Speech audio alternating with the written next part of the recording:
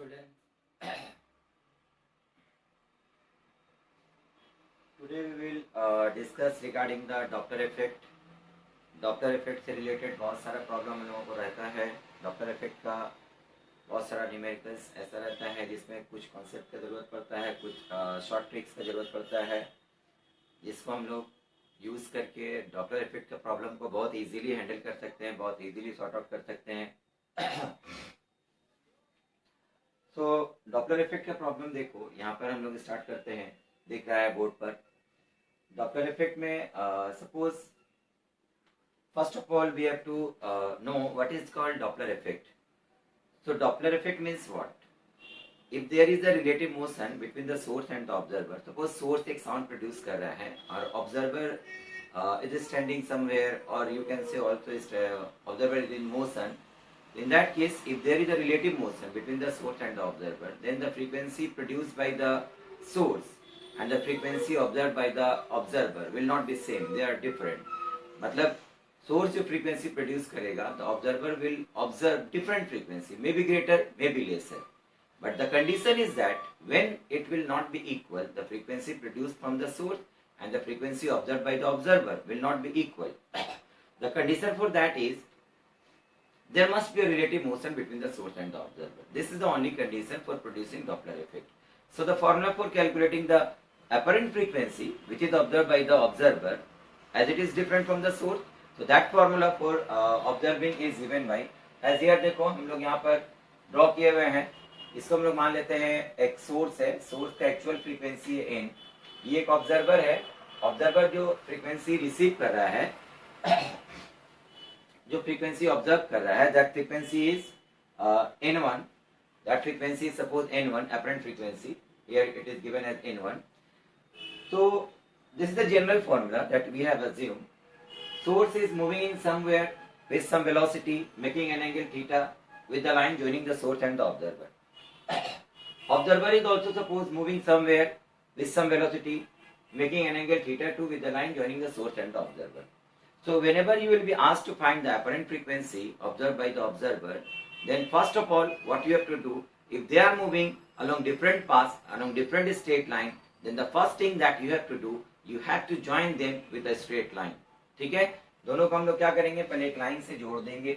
अब इसके बाद इन दोनों वेलोसिटीज का component, velocity of the source and the velocity of the observer, दोनों का कंपोनेंट कंसीडर करेंगे along the line joining the source and the observer, जो कि यहाँ पर किया हुआ है. देखो velocity of the source along this line कितना हो रहा है, vs cos theta 1.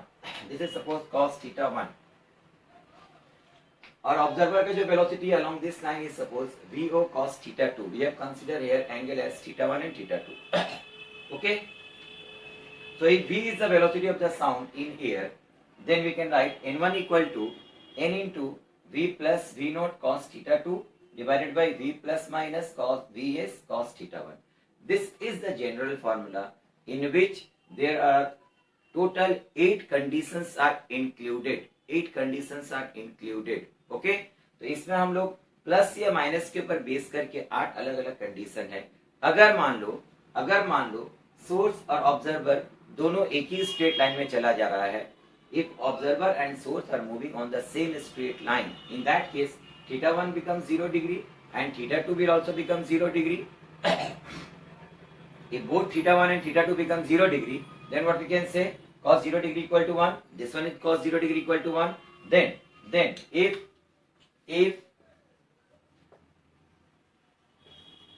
source and observer are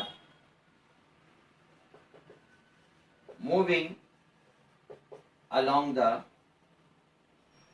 same straight line, then what we can say, theta 1 0 degree and theta 2 is also 0 degree.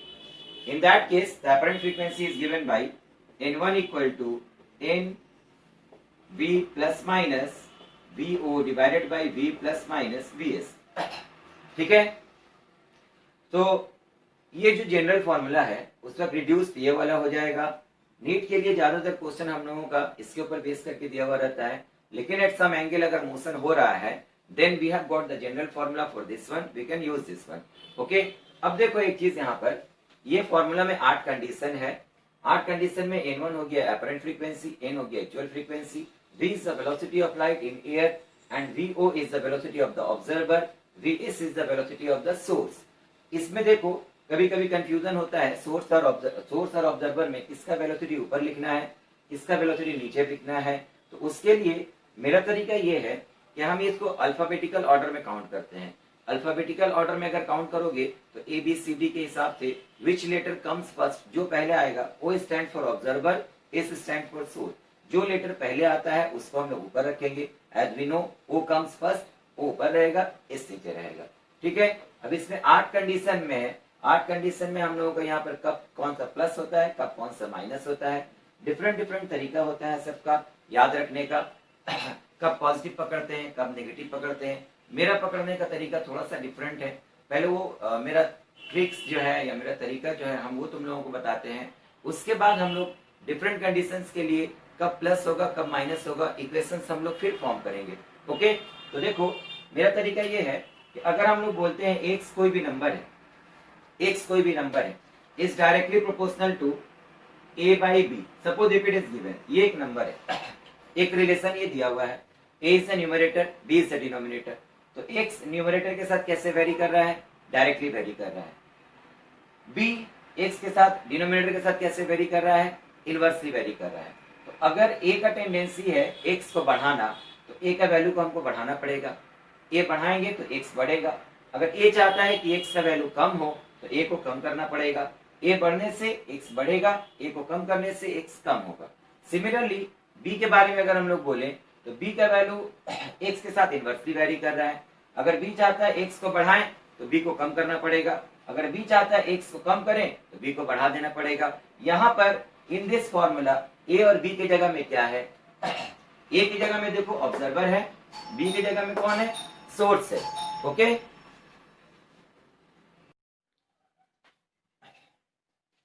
तो a के साथ x डायरेक्टली वेरी कर रहा है। यहाँ पर a का मतलब क्या, देखो न्यूमरेटर में ये सारे इक्वेशन में ये चीज कांस्टेंट रहता है, ये सेम रहता है, n v v। चेंज यहाँ पर होगा प्लस माइनस। तो ऊपर कौन है, नीचे कौन है, ऊपर हम लोग देख रहे हैं ऑब्जर्वर है, नीचे सोर्स है। तो ऑब्जर्वर a का काम कर रहा है। अगर ऑब्जर्वर चाहेगा अपरेंट फ्रीक्वेंसी को बढ़ाने के लिए तो a बढ़ाने के लिए क्या बोले हम, ऊपर वालों को बढ़ाना पड़ेगा। यहाँ बढ़ाने के लिए प्लस करेंगे और ऑब्जर्वर अगर चाहेगा n1 को कम करने के लिए तो यहाँ पर माइनस साइन आएगा। ओके, क्लियर हो रहा है। ऑब्जर्वर अगर चाहेगा अपरेंट फ्रीक्वेंसी को बढ़ाना, ऊपर वाले को प्लस करेंगे। ऑब्जर्वर अगर चाहेगा अपरेंट फ्रीक्वेंसी को कम करना, न्यूमरेटर को कम करना पड़ेगा, उसके लिए यहाँ पर माइनस साइन यूज करना है। सोर्स के साथ इनवर्सली वेरी करता है। अगर कभी सोर्स का टेंडेंसी हुआ अपरेंट फ्रीक्वेंसी को बढ़ाना तो वो क्या करेगा, इसको बढ़ाने के लिए नीचे कम करना पड़ेगा, माइनस करना पड़ेगा। अगर सोर्स चाहता है अपरेंट फ्रीक्वेंसी को कम करना तो डिनोमिनेटर को बढ़ाना पड़ेगा, उसके लिए यहाँ पर प्लस करना पड़ेगा। ओके, ये ट्रिक्स हम लोग याद रखेंगे, कब बढ़ाना है कब कम करना है। ऑब्जर्वर के लिए डायरेक्टली वेरी करेगा, बढ़ाने के लिए प्लस, कम करने के लिए माइनस। सोर्स के साथ इनवर्सली वेरी करेगा, बढ़ाने के लिए माइनस और कम करने के लिए प्लस होगा। अब देखो सोर्स या ऑब्जर्वर का टेंडेंसी कब इंक्रीज करने का होता है, कब डिक्रीज करने का होता है। तो इसको सिंपल सी बात में इस तरह से हम लोग याद रखेंगे कि अगर सोर्स या ऑब्जर्वर में से कोई एक टुवर्ड्स ईच अदर जा रहा है, सोर्स ऑब्जर्वर की तरफ या ऑब्जर्वर सोर्स की तरफ जा रहा है, तो फिर दोनों का टेंडेंसी होगा अपरेंट फ्रीक्वेंसी को बढ़ाने के लिए। ठीक है, ऑब्जर्वर बढ़ाना चाहता है तो ऊपर प्लस करेंगे, सोर्स बढ़ाना चाहता है तो नीचे माइनस करेंगे।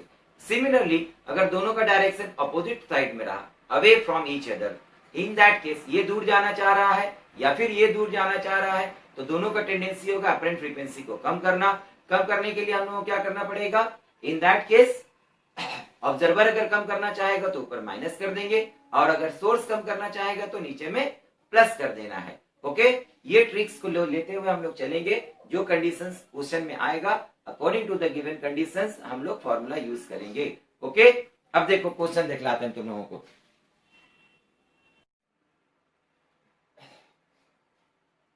देखो यहाँ पर हम लोग यहाँ 8 कंडीशंस जो बोल रहे थे वो कंसीडर करते हैं। 1 2 3 4 5 6 7 8। इस 8 कंडीशन में देखना, 2 कंडीशन ऐसा आता है जहां पर सोर्स रेस्ट में रहेगा, ऑब्जर्वर मूव करेगा, तो observer either towards the source जा सकता है, अवे फ्रॉम द सोर्स जा सकता है। दो कंडीशन आएगा जहां पर ऑब्जर्वर रेस्ट में रहेगा, सोर्स मूव करेगा towards the observer, away from the observer. दो कंडीशन ऐसा आएगा जब सोर्स और ऑब्जर्वर दोनों सेम डायरेक्शन में जाएगा, सोर्स आगे ऑब्जर्वर पीछे, या फिर ऑब्जर्वर आगे सोर्स पीछे, ठीक है। और लास्ट में दो कंडीशन ऐसा आएगा जहां पर हम लोग देखेंगे सोर्स एंड ऑब्जर्वर दोनों अपोजिट डायरेक्शन में जा रहा है, टुवर्ड्स ईच अदर, क्रॉस कर गया, away from the each other, both is opposite direction. तो ये सब के केस में हम लोग ध्यान में क्या रखेंगे, ऑब्जर्वर के बारे में जब सोचेंगे टुवर्ड्स जा रहा होगा बढ़ाएगा, बढ़ाने के लिए ऊपर प्लस यूज करते हैं। अवे जा रहा होगा किससे, सोर्स से, कम करने का टेंडेंसी है, माइनस करेंगे हम लोग। सोर्स के बारे में जब सोचेंगे टुवर्ड्स जा रहा होगा बढ़ाएगा, बढ़ाने के लिए हम लोग क्या करेंगे, माइनस करना पड़ेगा। सोर्स क्योंकि नीचे इनवर्सली वेरी कर रहा है, और सोर्स अगर अवे जा रहा होगा इन दैट केस हम लोग को क्या करना पड़ेगा, कम करना है एपरेंट फ्रीक्वेंसी, नीचे को हम लोग प्लस कर देना है, ठीक है। ऐसा करते हुए चले तो हम लोग एक बार इक्वेशन लिख के प्रैक्टिस कर लेते हैं, फिर हम तुम लोगों को इससे सम्स दिखलाते हैं। ओके, तो ये हो गया तुम्हारा एक्चुअल फ्रीक्वेंसी, ये अपरेंट फ्रीक्वेंसी है। अपरेंट फ्रीक्वेंसी के लिए हम लोग इन ऑब्जर्वर रेस्ट में है, ऊपर ऑब्जर्वर आता है तो ऊपर का कोई प्रॉब्लम नहीं, सिर्फ भी लिख दो। नीचे सोर्स के लिए सोचो, सोर्स का डायरेक्शन देखो टुवर्ड्स जा रहा है, टुवर्ड्स के मतलब इसका टेंडेंसी अपरेंट फ्रीक्वेंसी को बढ़ाना, बढ़ाने के लिए नीचे में क्या करना पड़ेगा, माइनस कर देंगे हम लोग। ओके, ये एक्चुअल फ्रीक्वेंसी है, अपरेंट फ्रीक्वेंसी सपोज n1, तो यहां पर भी n1 इक्वल टू क्या लिखना पड़ेगा, n ऑब्जर्वर रेस्ट में है, ऊपर में ऑब्जर्वर, कोई प्रॉब्लम नहीं है, सिर्फ भी लिखो। सोर्स के बारे में सोचो, अवे जा रहा है, अवे जा रहा है from the observer, apparent frequency को कम करना चाहता है, अगर कम करना चाहेगा तो नीचे क्या करना पड़ेगा, प्लस bs कर देंगे। Okay, what about for this one, apparent frequency हो रहा n1, तो n1 इक्वल टू हम लोग क्या लिखेंगे, n इंटू सोर्स के बारे में, ऑब्जर्वर के बारे में सोचो, ऑब्जर्वर ऊपर है, ऑब्जर्वर टुवर्ड्स मूव कर रहा है, अपरेंट फ्रीक्वेंसी बढ़ाना चाहता है, इसको बढ़ाने के लिए ऊपर में क्या करना पड़ता है, प्लस vo, ये रेस्ट में है सिर्फ v आएगा। Okay, what about for this one, actual frequency n, apparent frequency n1, तो n1 equal to we can write n into observer दूर जा रहा है, ऊपर ऑब्जर्वर है, दूर जा रहा है, अपरेंट फ्रीक्वेंसी को कम करना चाहता है, minus v not. Source rest में है, कोई प्रॉब्लम नहीं है, सिर्फ भी लिख देंगे हम लोग, ठीक है। यहाँ पर दोनों मोशन में है, ये एक्चुअल फ्रीक्वेंसी, अपरेंट फ्रीक्वेंसी, तो अपरेंट फ्रीक्वेंसी इक्वल टू हम लोग क्या लिखेंगे, ऊपर पहले ऑब्जर्वर रहेगा, उसके बारे में बोलो, डायरेक्शन टुवर्ड्स जा रहा है, बढ़ाना चाहता है ना, क्या करना पड़ेगा बोलो, v plus v not. Source के बारे में सोचो, अवे जा रहा है, कम करना चाहता है, अगर इसको कम करना है तो नीचे क्या करना पड़ेगा, v plus vs। Okay, what about for this one, actual frequency, apparent frequency, इसको प्रैक्टिस करते हैं हम लोग, प्रैक्टिस खुद ब खुद हो जाएगा, कब कौन सा इक्वेशन प्लस करना है, कौन सा इक्वेशन माइनस करना है। इसके बाद जहां न्यूमेरिकल्स देखेंगे, खुद से कोई लर्न करने का, याद करने का जरूरत नहीं है, खुद से फॉर्मूला बनाओ, कहाँ प्लस होता है कहाँ माइनस होता है, प्रॉब्लम सॉर्ट आउट करो। ओके, तो n1 इक्वल टू हम लोग यहाँ पर क्या लिखेंगे बोलो, n ऑब्जर्वर दूर जा रहा है, अपरेंट फ्रीक्वेंसी को कम करना चाहता है, माइनस v नॉट। सोर्स करीब जा रहा है, टुवर्ड्स जा रहा है, बढ़ाना चाहता है, n1 को बढ़ाने के लिए नीचे क्या करना पड़ेगा, माइनस vs। ओके, क्लियर हो रहा है। What about for this one, actual frequency n, apparent frequency n1, so n1 equal to what we can write, n into observer के बारे में सोचो, टुवर्ड्स बढ़ाना चाहता है, v plus v not. Source towards बढ़ाना चाहता है, इसको बढ़ाने के लिए नीचे वाला को क्या करना पड़ेगा, minus v not, minus vs। Okay, what about for this one, ये एक्चुअल अपरेंट, अपरेंट फ्रीक्वेंसी के बराबर बोलो, क्या लिखेंगे, n v ऑब्जर्वर दूर जा रहा है, माइनस होगा। सोर्स के बारे में बोलो, दूर जा रहा है, कम करना चाहता है, n1 को कम करना है, नीचे क्या करना पड़ेगा, प्लस vs। क्लियर, कब कहाँ प्लस हो रहा है, कहाँ माइनस हो रहा है, वेरी सिंपल वे में हम लोग खुद से इक्वेशन बना सकते हैं। अब जो भी क्वेश्चन दिया हुआ रहेगा, according to that question, towards रहेगा तो बढ़ाना चाहता है, अवे रहेगा तो कम करना चाहता है, इक्वेशन बनाओ, वैल्यू पुट करो एंड गेट द आंसर। इसमें याद रखना तुम लोग कि ये हो जा रहा है यहाँ पर, this is the condition of maximum Doppler effect, maximum Doppler effect, ठीक है। Because in this case, both the source and the observer have the tendency to increase the apparent frequency. Okay. What about in this case? This is the condition of minimum Doppler effect. Minimum Doppler effect. Because in this case, both source and observer has a tendency to reduce the apparent frequency. That's why this is the condition of minimum Doppler effect and this is the condition of maximum Doppler effect. Okay? इसके ऊपर base करके अब हम लोग numericals कैसे करेंगे. अब question दे रहे हैं तुम लोगों को, क्वेश्चन पढ़ो, फॉर्मूला बनाओ, वैल्यू कैलकुलेट करो. इसके साथ साथ हम लोग सीखेंगे डॉपलर इफेक्ट का कैलकुलेशन का ट्रिक्स कैसे कर सकते हैं हम लोग, कैसे कॉम्प्लिकेटेड ट्रिक्स को बहुत आसानी के साथ हम लोग आंसर तक 100% श्योर के साथ अप्रोच कर सकते हैं. चलो क्वेश्चन करते हैं हम लोग. तो ये रहा पहला question. Question is a car moving at 108 km per hour finds another car in front of it going in the same direction at 72 km per hour. तो ड्रॉ करते पहले हम लोग car A, this is suppose car 1, this is suppose in front another car 2.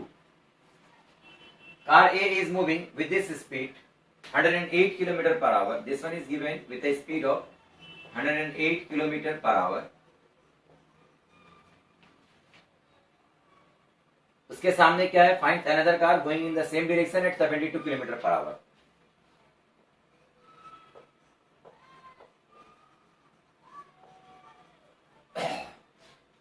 The first car sounds a horn. इसका मतलब first car क्या हो गया, सोर्स हो गया. ठीक है, ये हो गया source. That are dominant frequency of 800 hertz. इसका फ्रीक्वेंसी हो गया कितना, 800 hertz. What will be the apparent frequency heard by the driver in front car? Front car में ये जो सुनेगा ये हो गया ऑब्जर्वर, N1 सुनेगा. ठीक है, तो हम लोगों के पास यहाँ पर वेलोसिटी ऑफ द सोर्स दिया हुआ है. Velocity of the source 108 kilometre per hour. Kilometre per hour में है, चेंज करते हुए चलते हैं हम लोग. 5/18 से मल्टीप्लाई करेंगे. 108 5/18.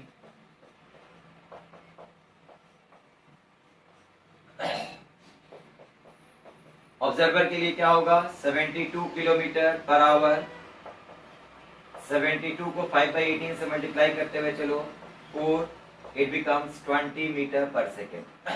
We have got velocity of the source and velocity of the observer. Now write down the equation for apparent frequency. N1 equal to N into V. Common है, रहेगा ऊपर भी नीचे भी. What about the observer? Moving away, tendency decrease करना चाहता है, minus VO. Source moving towards, increase करना चाहता है, इंक्रीज करने के लिए नीचे वाला को minus VS. Okay, values put करो. इनका वैल्यू कितना दिया हुआ है, apparent frequency 800. This is V minus V naught. V equal to 330, so it is 330 minus V naught. V observer 20 divided by 330 minus 30. So it becomes 800 into this is 310 divided by 300. 0 0 cancel हो गया. अब देखो यहां पर हम लोग calculation कैसे करते हैं ये सीखेंगे.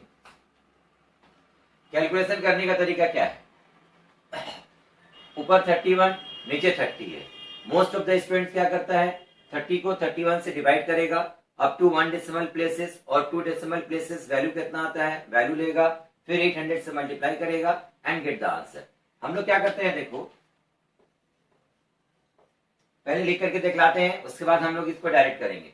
31 को अकॉर्डिंग टू 30 ब्रेक करेंगे, नीचे वाले के हिसाब से ऊपर वाले को अरेंज करो. 31 को लिखेंगे हम लोग 30 + 1, तो 30/30 1/30, दैट इज इट इज 1 + 1/30 ये आएगा.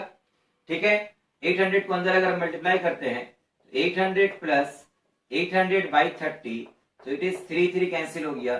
3 से डिवाइड करना ज्यादा इजी हो जाता है ना. 3 2 जा 6 and 3 7 जा, it is almost equal to 27. Almost equal to, not exactly 27, 26.7, 26 point something हम लोग मान लेते हैं 27. तो 800 + 27 कितना आ गया, 827 हर्ट्ज. ठीक है, तो हमारा जो आंसर आएगा, हमारा काम क्या है, जो ऑप्शन दिया हुआ रहेगा नियरेस्ट एग्जैक्ट आंसर को रीच करना, एग्जैक्ट करेक्ट ऑप्शन को रीच करना. तो हम लोग यहाँ से एग्जैक्ट वैल्यू तो नहीं पालेंगे, लेकिन ये जो मेथड बताएं तुम लोगों को, इस मेथड से बहुत ज्यादा होगा तो 1 या 2 हर्ट्ज फ्रीक्वेंसी का डिफरेंस आएगा, लेकिन तुम्हारा ऑलमोस्ट एग्जैक्ट वैल्यू आ जाएगा। इस क्वेश्चन के लिए एग्जैक्ट आंसर जो ऑप्शन दिया हुआ है उसमें 327 ही एग्जैक्ट आंसर दिया हुआ है, तो कहीं कहीं हम लोग एग्जैक्ट वैल्यू भी पा जाएंगे। तो इस तरह से हम लोग कैलकुलेशन यहाँ पर करते हुए चलेंगे, और देखना वेरी इजीली, बहुत आसानी से, विदाउट मेकिंग एनी, इस तरह से जो यहाँ पर डिवीजन करके हम लोग चेक करते हैं वो सब कुछ नहीं करना पड़ेगा, बहुत आसानी से हम लोगों का आंसर मिल जाएगा। ठीक है, समझ में आया? फिर देखते हैं इसका नेक्स्ट क्वेश्चन। देखो अब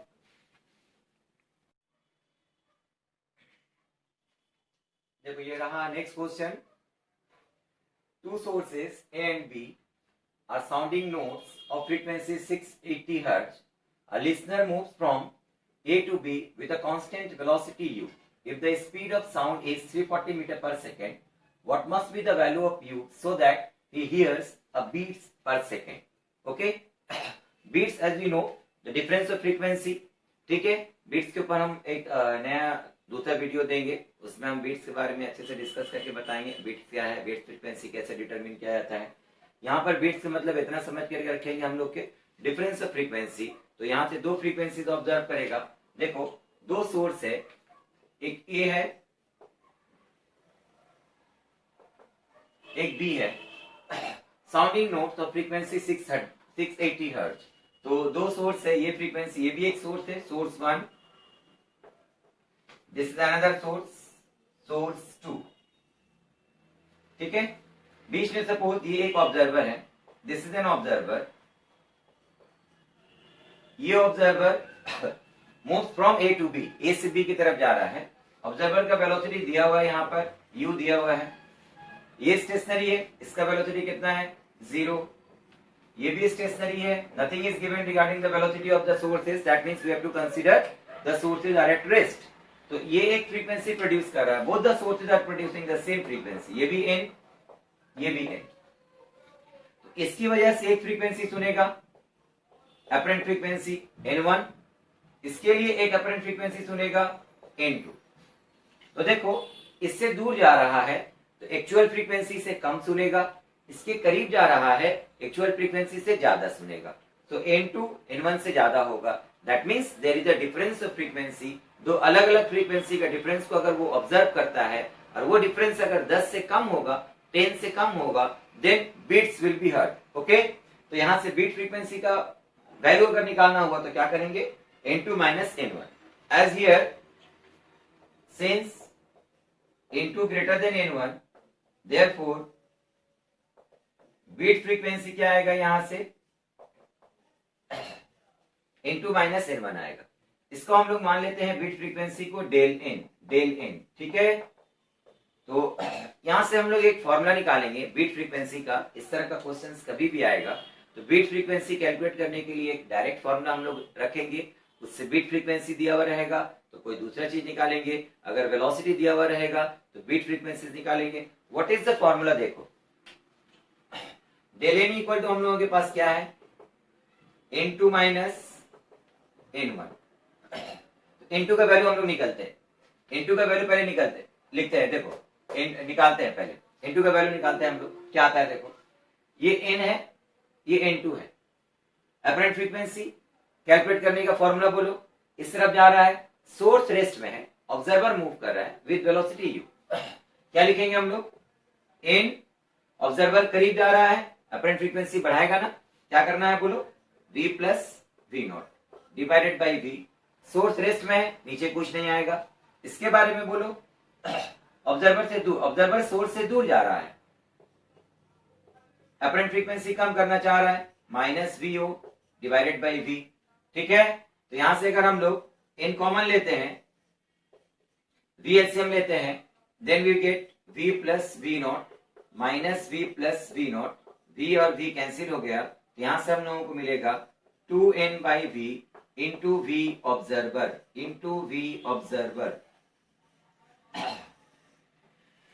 this is the formula which will be used directly. कभी भी इस तरह से दिया हुआ रहा, 2 सोर्स रेस्ट में है, एक ऑब्जर्वर एक सोर्स से दूसरे सोर्स की तरफ चलता जा रहा है, तो तो जिससे दूर जा रहा है उसके लिए फ्रीक्वेंसी कम सुनेगा, जिसके करीब जा रहा है उसके लिए फ्रीक्वेंसी ज्यादा सुनेगा। तो दोनों के फ्रीक्वेंसी के डिफरेंस की वजह से एक बीट फॉर्मेशन होगा। That beat frequency is always given by formula is 2n/v into v0, 2n/v into v0। Formula याद करते हुए चलेंगे, प्रॉब्लम इससे बनाते हुए चलेंगे हम लोग, ठीक है। अब देखो कभी इस तरह से भी होता है,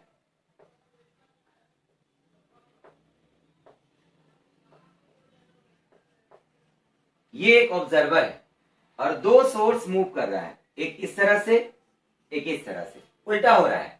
पहले क्या था, दो सोर्स रेस्ट में था, ऑब्जर्वर एक साइड से दूसरे साइड जा रहा था, इस तरफ से उस तरफ जा रहा था। अगर कभी क्वेश्चन इस तरह से दिया हुआ रहा कि ऑब्जर्वर रेस्ट में है, ऑब्जर्वर रेस्ट में है और ये एक सोर्स है, सोर्स 1 विद वेलोसिटी vs, इस तरह चला जा रहा है, फिर क्रॉस करके वापस चला गया, same source with velocity vs। तो जाते वक्त जो फ्रीक्वेंसी सुनेगा वो ज्यादा होगा, क्रॉस करने के बाद जो फ्रीक्वेंसी सुनेगा वो कम होगा। तो यहां पर फ्रीक्वेंसी n1 हो गया, यहां फ्रीक्वेंसी n2 हो गया। तो अगेन ही will observe a beat frequency. अगर कभी इस तरह से दिया हुआ रहा, यहां एक ट्यूनिंग फॉर्क है, यहां एक ट्यूनिंग फॉर्क है, having same frequency, they are moving with the same speed, but one is moving towards the stationary observer, other is moving away from the stationary observer। तो इसकी वजह से ज्यादा फ्रीक्वेंसी ऑब्जर्व करेगा, इसकी वजह से कम फ्रीक्वेंसी ऑब्जर्व करेगा। अगेन वहां पर एक बीट्स होगा, ठीक है। That beat frequency is given bye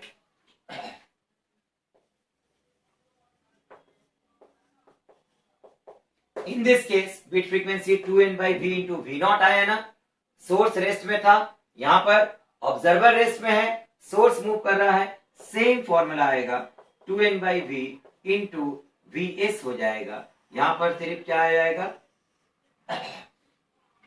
observer की जगह सोर्स का वेलोसिटी आ जाएगा। दोनों से हम प्रॉब्लम दिखाते हैं तुम लोगों को, प्रॉब्लम किस तरह से हम वेरी इजीली सॉल्व कर सकते हैं। अगर ऑब्जर्वर का वेलोसिटी दिया हुआ रहा, तुम लोगों को डेलेन निकालने बोलेगा, डेलेन दिया हुआ रहेगा, ऑब्जर्वर का वेलोसिटी निकालना पड़ेगा। समटाइम्स v0 डेलेन दोनों दिया रहता है, v फाइंड करने के लिए बोलेगा। अगर ऑब्जर्वर रेस्ट में रहा, सोर्स इस तरफ से एक आ रहा था, एक दूर चला जा रहा है, in that case you may be asked the beat frequency, in that case you may be asked the value of vs। कोई एक अननोन रहेगा, बाकी सब वैल्यू दिया हुआ रहेगा। हम लोग वेरी इजीली किस तरह से कैलकुलेट कर सकते हैं, if we can remember this formula. ये याद रखना है हम लोगों को। देखो जैसे यहाँ जो क्वेश्चन दिया हुआ है, यहाँ जो क्वेश्चन दिया हुआ है ये हम लोग दिखलाते हैं। ऑब्जर्वर का फॉर्मूला यूज करना है बिकॉज ऑब्जर्वर मूव कर रहा है, ओके। तो del N equal to 2n/v into v0। Del N is the beat frequency. How much beat frequency is observe, given 10 दिया हुआ है, यहाँ पर 10 लिख दो।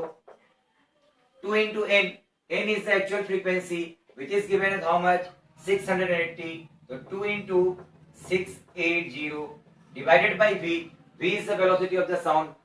what must be the value of u, u means what, velocity of the observer you have to determine। तो ये निकालना है हमको, v not, ये निकालना है। v velocity of the sound in air is given how much, the velocity of the sound in air is given as 340। तो यहाँ 340 पुट कर दो। just remember the formula and solve it।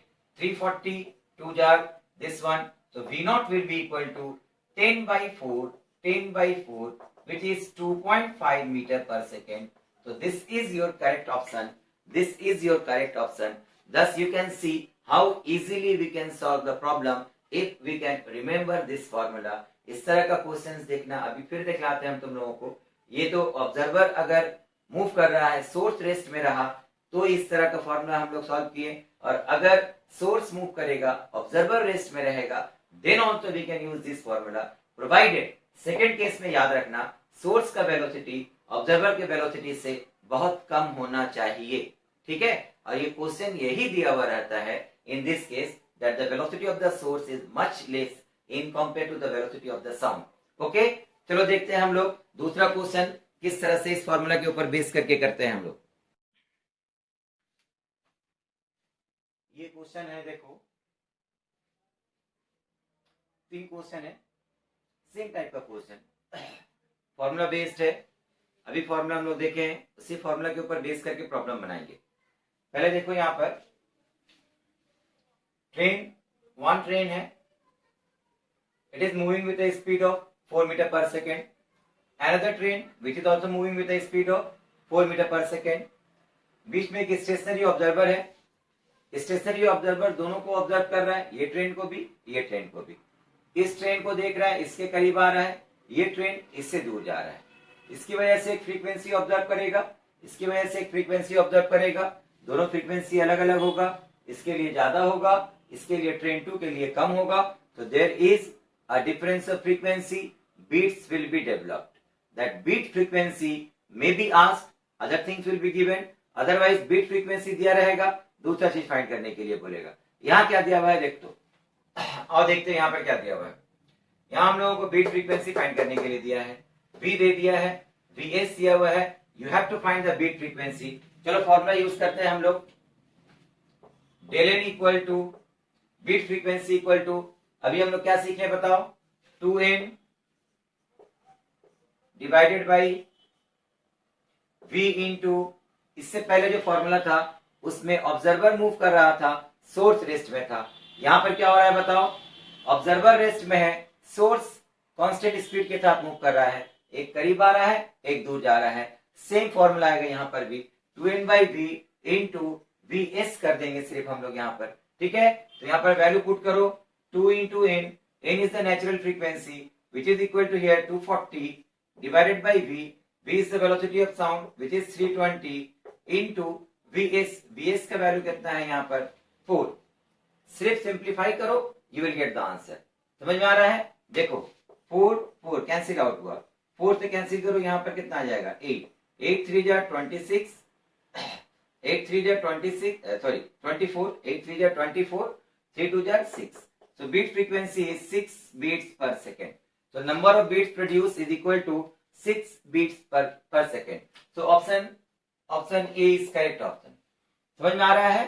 तो अगर question में तुम्हारा दिया हुआ हो कि ऑब्जर्वर मूव कर रहा है, रेस्ट बीच में है, ऑब्जर्वर मूव कर रहा है, सोर्स, दो सोर्स स्टेशनरी है, ऑब्जर्वर एक सोर्स से दूसरे सोर्स की तरफ चला जा रहा है, इन दैट केस एक की वजह से कम सुनेगा, एक की वजह से ज्यादा सुनेगा। बीट फ्रीक्वेंसी क्या होगा, same, beat frequency will be equal to 2n by we into vo, observer का वेलोसिटी उस वक्त लेंगे। दूसरा कंडीशन क्या है कि अगर ऑब्जर्वर बीच में रुका हुआ है, एक ट्रेन यहां से आ रहा है, एक सोर्स यहां जा रहा है, दोनों सोर्स सेम फ्रीक्वेंसी प्रोड्यूस करता हुआ जा रहा है, सेम वेलोसिटी के साथ जा रहा है, ऑब्जर्वर रेस्ट में है, सेम दो अलग अलग फ्रीक्वेंसी सुनेगा। इसके लिए भी अगर बीट फ्रीक्वेंसी निकालेंगे तो बीट फ्रीक्वेंसी का सेम फॉर्मूला आएगा, सिर्फ यहाँ पर क्या आ जाएगा, ऑब्जर्वर की जगह सोर्स का वेलोसिटी आ जाएगा। ओके, इसको यूज करते हुए बनाएंगे, वेरी इंपॉर्टेंट फॉर्मूला, इसके ऊपर बेस करके देखना, बहुत सारा क्वेश्चन तुम्हारे बुक में होगा। जैसे यहाँ पर देखो, ये एक स्टेशनरी ऑब्जर्वर है, ये tuning fork 1, tuning fork 2, just like trains, दो ट्यूनिंग फॉर्क थे, one is moving in this direction with velocity vs, other is moving away from the stationary observer with the same velocity vs. It is producing a constant frequency 340, sorry this is frequency not velocity, this is frequency, तो unit hertz करते हुए चलेंगे हम लोग, 340 hertz, this is 340 hertz and this one is also 340 hertz, same frequency है ना। Stationary observer है, क्या ऑब्जर्व करेगा, beats, number of beats produced दिया हुआ है, you have to find the value of vs। Formula है हमारे पास, फॉर्मूला लेते हुए चलेंगे, del N equal to 2n by we into vs। We have to find the value of vs, vs का वैल्यू कैलकुलेट करो, डेल एन का value कितना दिया हुआ है यहां से बताओ, 3, n का वैल्यू कितना दिया हुआ है 340, v कितना दिया हुआ है 340 इंटू vs, ये कैंसिल हुआ, vs equal to 3 by 2 1.5 metre per second. चार ऑप्शन है, ऑप्शन यहाँ नहीं लिखा हुआ है, the correct answer will be equal to 1.5 metre per second. इस तरह का क्वेश्चन में देखना, एक चीज जरूर नोटिस करना कि जो सोर्स का वेलोसिटी अगर दिया हुआ होगा तो that velocity of the source will be much less in compare to the velocity of the sound in air, ठीक है। या अगर फाइंड करना हुआ वेलोसिटी ऑफ द साउंड, जैसे यहाँ देखो वेलोसिटी ऑफ द सोर्स दिया हुआ है 4 metre per second, the velocity of the sound in air is 320 metre per second, इसके कॉम्पैरेटिवली देख रहे हो कितना कम है, अगर ये दिया हुआ नहीं रहा, इसको फाइंड करने के लिए बोलेगा जस्ट लाइक हियर VS तुमको फाइंड करना है, तो जो ऑप्शंस दिया हुआ रहेगा वो ऑप्शंस देखना वेरी स्मॉल दिया हुआ रहेगा. That means here also we can consider the velocity of the source is much smaller in compare to the velocity of the sound in air. Okay, तभी ये वाला फॉर्मूला हम लोग यूज कर सकते हैं सोर्स के लिए. ऑब्जर्वर के लिए हमेशा वो वैलिड होगा, सोर्स के लिए फॉर्मूला उसी वक्त यूज करेंगे. और हमारा प्रॉब्लम देता ही है very small velocity of the source की वजह से, सो दैट डायरेक्ट ये फॉर्मूला यूज कर सकते हैं, सॉल्व करके हम लोग वैल्यू निकाल सकते हैं. ठीक है, सेम प्रॉब्लम यहाँ पर देखो. एक स्टेशनरी ऑब्जर्वर है, यहाँ दो अलग अलग ट्रेन नहीं, एक ही ट्रेन है. व्हाइल अप्रोचिंग व्हाइल रिसेसिंग, एक अप्रोच कर रहा है, एक रिसेशन दूर जा रहा है. ओके, तो एक ही फ्रीक्वेंसी, एक ही ट्रेन है, आया क्रॉस करके दूर चला गया. तो इसका मतलब फर्स्ट टाइम जो फ्रीक्वेंसी सुनेगा वो एक मर्तबा, क्रॉस करने के बाद जो फ्रीक्वेंसी सुन रहा है वो अलग से सुन रहा है. दोनों फ्रीक्वेंसी एक साथ नहीं सुन रहा है, बीट्स प्रोड्यूस नहीं होगा. लेकिन प्रॉब्लम यहां पर बनाने का तरीका सेम है. पहले जो फ्रीक्वेंसी सुनेगा वो ज्यादा होगा, बाद में जो सुनेगा वो कम होगा. तो इन दोनों का एक डिफरेंस ऑफ फ्रीक्वेंसी मिलेगा उसको. That is not called beats because both the frequencies are not heard by the observer at the same time. ठीक है, तो अलग अलग फ्रीक्वेंसी ऑब्जर्व कर रहा है, सेम क्वेश्चन है, डिफरेंस ऑफ फ्रीक्वेंसी यहाँ पर क्वेश्चन में दिया हुआ रहेगा. यहाँ दिया हुआ है देखो, del n equal to difference in frequency equal to 2% of original frequency, 2% of the actual frequency of the sound produced by the train. ये ट्रेन जाते जाते विस्लिंग करता हुआ जा रहा है, क्रॉस करके चला गया है. सेम प्रॉब्लम है, सेम उसी तरह से बनाएंगे हम लोग. तो यहां पर भी हम लोग फॉर्मूला लेते हुए चलेंगे. del n equal to 2n by v into vs. Here again you have to find the value of vs. vs का वैल्यू निकालना है. ठीक है, ऑप्शंस नहीं दे रहे हैं हम लोग, डायरेक्ट वैल्यू कैलकुलेट करेंगे, जो आएगा वही हमारा करेक्ट आंसर होगा. तो del n equal to given as 2% of n because this is not the beat frequency. तो यहाँ del n का वैल्यू क्या लिखेंगे हम लोग, 2% of n equal to 2n by v. v का वैल्यू पुट कर दो, v equal to how much, 300 into vs. So 2n cancel हो गया, 0 0 0 0 कैंसिल. तो vs इक्वल टू आ गया 3 मीटर पर सेकेंड. समझ आ रहा है कैसे हम लोग वन स्टेप में डॉपलर इफेक्ट्स का इस तरह का क्वेश्चंस को वेरी इजीली शॉर्ट आउट कर सकते हैं. ठीक है, जो हमारे पास टाइम लिमिट है उसी टाइम के अंदर हम लोग विद इन 30 सेकेंड हमारा टारगेट रहेगा each and every problem of physics करने का. उससे भी कम टाइम में हम लोग इसको सॉल्व कर सकते हैं. ये मेथड है, इसको सीखते चलो. इस तरह का क्वेश्चन जितना आएगा उसको हम लोग बहुत जल्द किस तरह से कर सकते हैं. डॉपलर इफेक्ट का हर तरह का क्वेश्चन तुम लोगों को आज हम सिखाएंगे. ठीक है, चलो अब दूसरा क्वेश्चन देखते हैं हम लोग. ये क्वेश्चन रहा जो हम लोग स्टार्टिंग में बोल रहे थे कि अगर along the line joining the two source and the observer, अगर पार्टिकल नहीं मूव करेगा, in any other direction move करेगा, making some angle with each other in different directions, source is moving in some other direction, observer is moving somewhere else. In that case the apparent frequency how can be calculated? Then सबसे पहले तुम लोगों को हम क्या बोले थे, अगर अलग अलग डायरेक्शन में मूव कर रहा है तो to find the apparent frequency, first of all what you have to do, you have to join the source and the observer by a straight line. Straight line के साथ उन दोनों को ज्वाइन करना है. सपोज जैसे ये क्वेश्चन हम लोग बनाते हैं, ये एक सोर्स दिया हुआ है, source on a horizontal road is moving with a velocity of 100 by 3 meter per second with this velocity vs. Okay, when he is at a distance a from the crossing, this is suppose a crossing, this distance is given as 3 meter. तो यहाँ से एक observer खड़ा है, observer is here which is exactly perpendicular to the road, road के एकदम perpendicular direction में, वो पॉइंट पर कितना डिस्टेंस में है, 4 मीटर. ओके, सोर्स यहाँ से एक साउंड प्रोड्यूस किया of frequency 640 hertz. Velocity of the sound in air is given as 340 meter per second. What is the apparent frequency observed by the observer? Apparent frequency observed by the observer क्या होगा, calculate करना है. कैसे calculate करेंगे हम लोग, we have the formula. सबसे पहले क्या करना होगा हमको, सोर्स एंड ऑब्जर्वर को ज्वाइन किए, एक लाइन मिला, उस लाइन के along component of the velocity हम लोगों को कंसीडर कर लेना है. Okay, if this angle is considered, we have theta, then the component of Vs this one, इसका component यहाँ पर कितना आएगा, this is Vs cos theta. Now this component of the velocity of the source is considered as Vs here. Okay, अब इसका काम देखो किस तरफ है, directed towards the observer, apparent frequency को बढ़ाना चाहता है। सोर्स स्टेशनरी, कोई काम नहीं है, रेस्ट में है। जो बढ़ाना चाहता है उसके लिए कंडीशन पता है, जो रेस्ट में है उसके लिए भी कंडीशन पता है। अपरेंट फ्रीक्वेंसी का फॉर्मूला लिखेंगे, सॉल्व करेंगे, गेट द आंसर। उससे पहले हम लोग क्या करते हैं, इसके वैल्यू को सिंप्लीफाई कर लेते हैं, इसके वैल्यू को सिंप्लीफाई कर लेते हैं। कैसे सिंप्लीफाई करेंगे, Vs का वैल्यू दिया हुआ है देखो 100/3 and cos theta equal to, in this right angle triangle cos theta means base by hypotenuse. So base is given as with respect to this angle, this is base, this is perpendicular, hypotenuse is not given. तो hypotenuse हम लोग Pythagoras theorem से calculate कर लेते हैं। ये 3 है, ये 4 है, तो ये क्या आएगा बताओ, 5 मीटर आएगा। cos theta equal to base by hypotenuse, this is base by hypotenuse, तो 3 कैंसिल आउट हो गया, this is 20 metre per second. इतना सिंपल हो गया ना। अब बनाओ, अपरेंट फ्रीक्वेंसी का फॉर्मूला लिखो, इन ऑब्जर्वर रेस्ट में है, कोई काम नहीं है, ऊपर सिर्फ V रहेगा, नीचे सोर्स का टेंडेंसी बोलो, अपरेंट फ्रीक्वेंसी बढ़ाना चाह रहा है ना, N1 बढ़ाने के लिए डायरेक्शन टुवर्ड्स ऑब्जर्वर हो गया।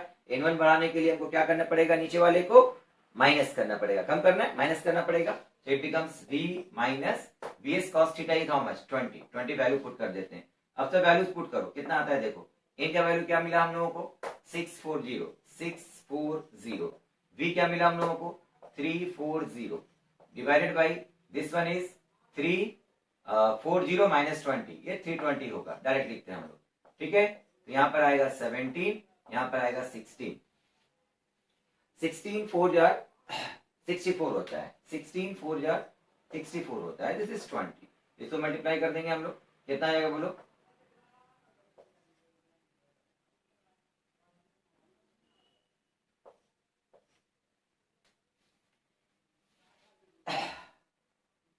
ठीक है, तो 680 hertz, this is the apparent frequency. Okay, तो सो सिंपल हम लोग इसको कर सकते हैं। सिर्फ पहले क्या करना पड़ेगा, डिफरेंट डायरेक्शन में अगर ऑब्जर्वर एंड सोर्स मूव करता है तो फर्स्ट हमारा काम क्या है, सोर्स और ऑब्जर्वर को एक लाइन के साथ ज्वाइन करना, then find the component of the velocity along the line joining the source and the observer. उस कंपोनेंट को अब बाकी सब भूल जाएंगे, यहाँ एक कंपोनेंट है, यहाँ एक कंपोनेंट है, कौन इंक्रीज करना चाहता है, कौन डिक्रीज करना चाहता है, फॉर्मूला बनाओ, वैल्यू पुट करो, इक्वेशन सिंप्लीफाई करो। ठीक है, अब देखो यहाँ पर आते हैं, ये एक अच्छा क्वेश्चन है। यहाँ क्वेश्चन क्या दिया हुआ, देखो this one is the source, is moving with a velocity of 170 meter per second. Source is moving with a velocity of 170 meter per second along a straight road, straight path. ठीक है, तो इस path से 200 metre distance में, perpendicular to the path 200 metre distance, यहाँ एक observer है, stationary observer. While it was moving, it has produced a frequency 1200 hertz. Velocity of the sound in air is given as 340 meter per second. What you have to find it out. देखो question क्या लिखा हुआ है यहाँ पर, find N1 at the instant, N1 means apparent frequency, find करना है at the instant when the source is closest to the observer, when the source is closest to the observer.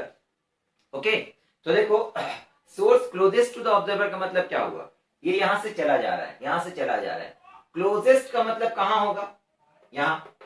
ठीक है, ये उसका मिनिमम डिस्टेंस है ना, जब closest to the observer होगा, जब क्लोजेस्ट टू द ऑब्जर्वर होगा, देखो यहाँ मिस्टेक लड़का लोग क्या करता है, मैक्सिमम स्टूडेंट यहाँ पर मिस्टेक ये करता है कि जब वो बोलेगा क्लोजेस्ट टू द ऑब्जर्वर है, यानी सोर्स जब यहाँ चला आएगा, इन दैट केस इन दोनों को ज्वाइन किए, ये लाइन मिला, इस तरफ कंपोनेंट कितना होगा बताओ, component of the velocity in this direction Vs cos 90 degree, which is 0.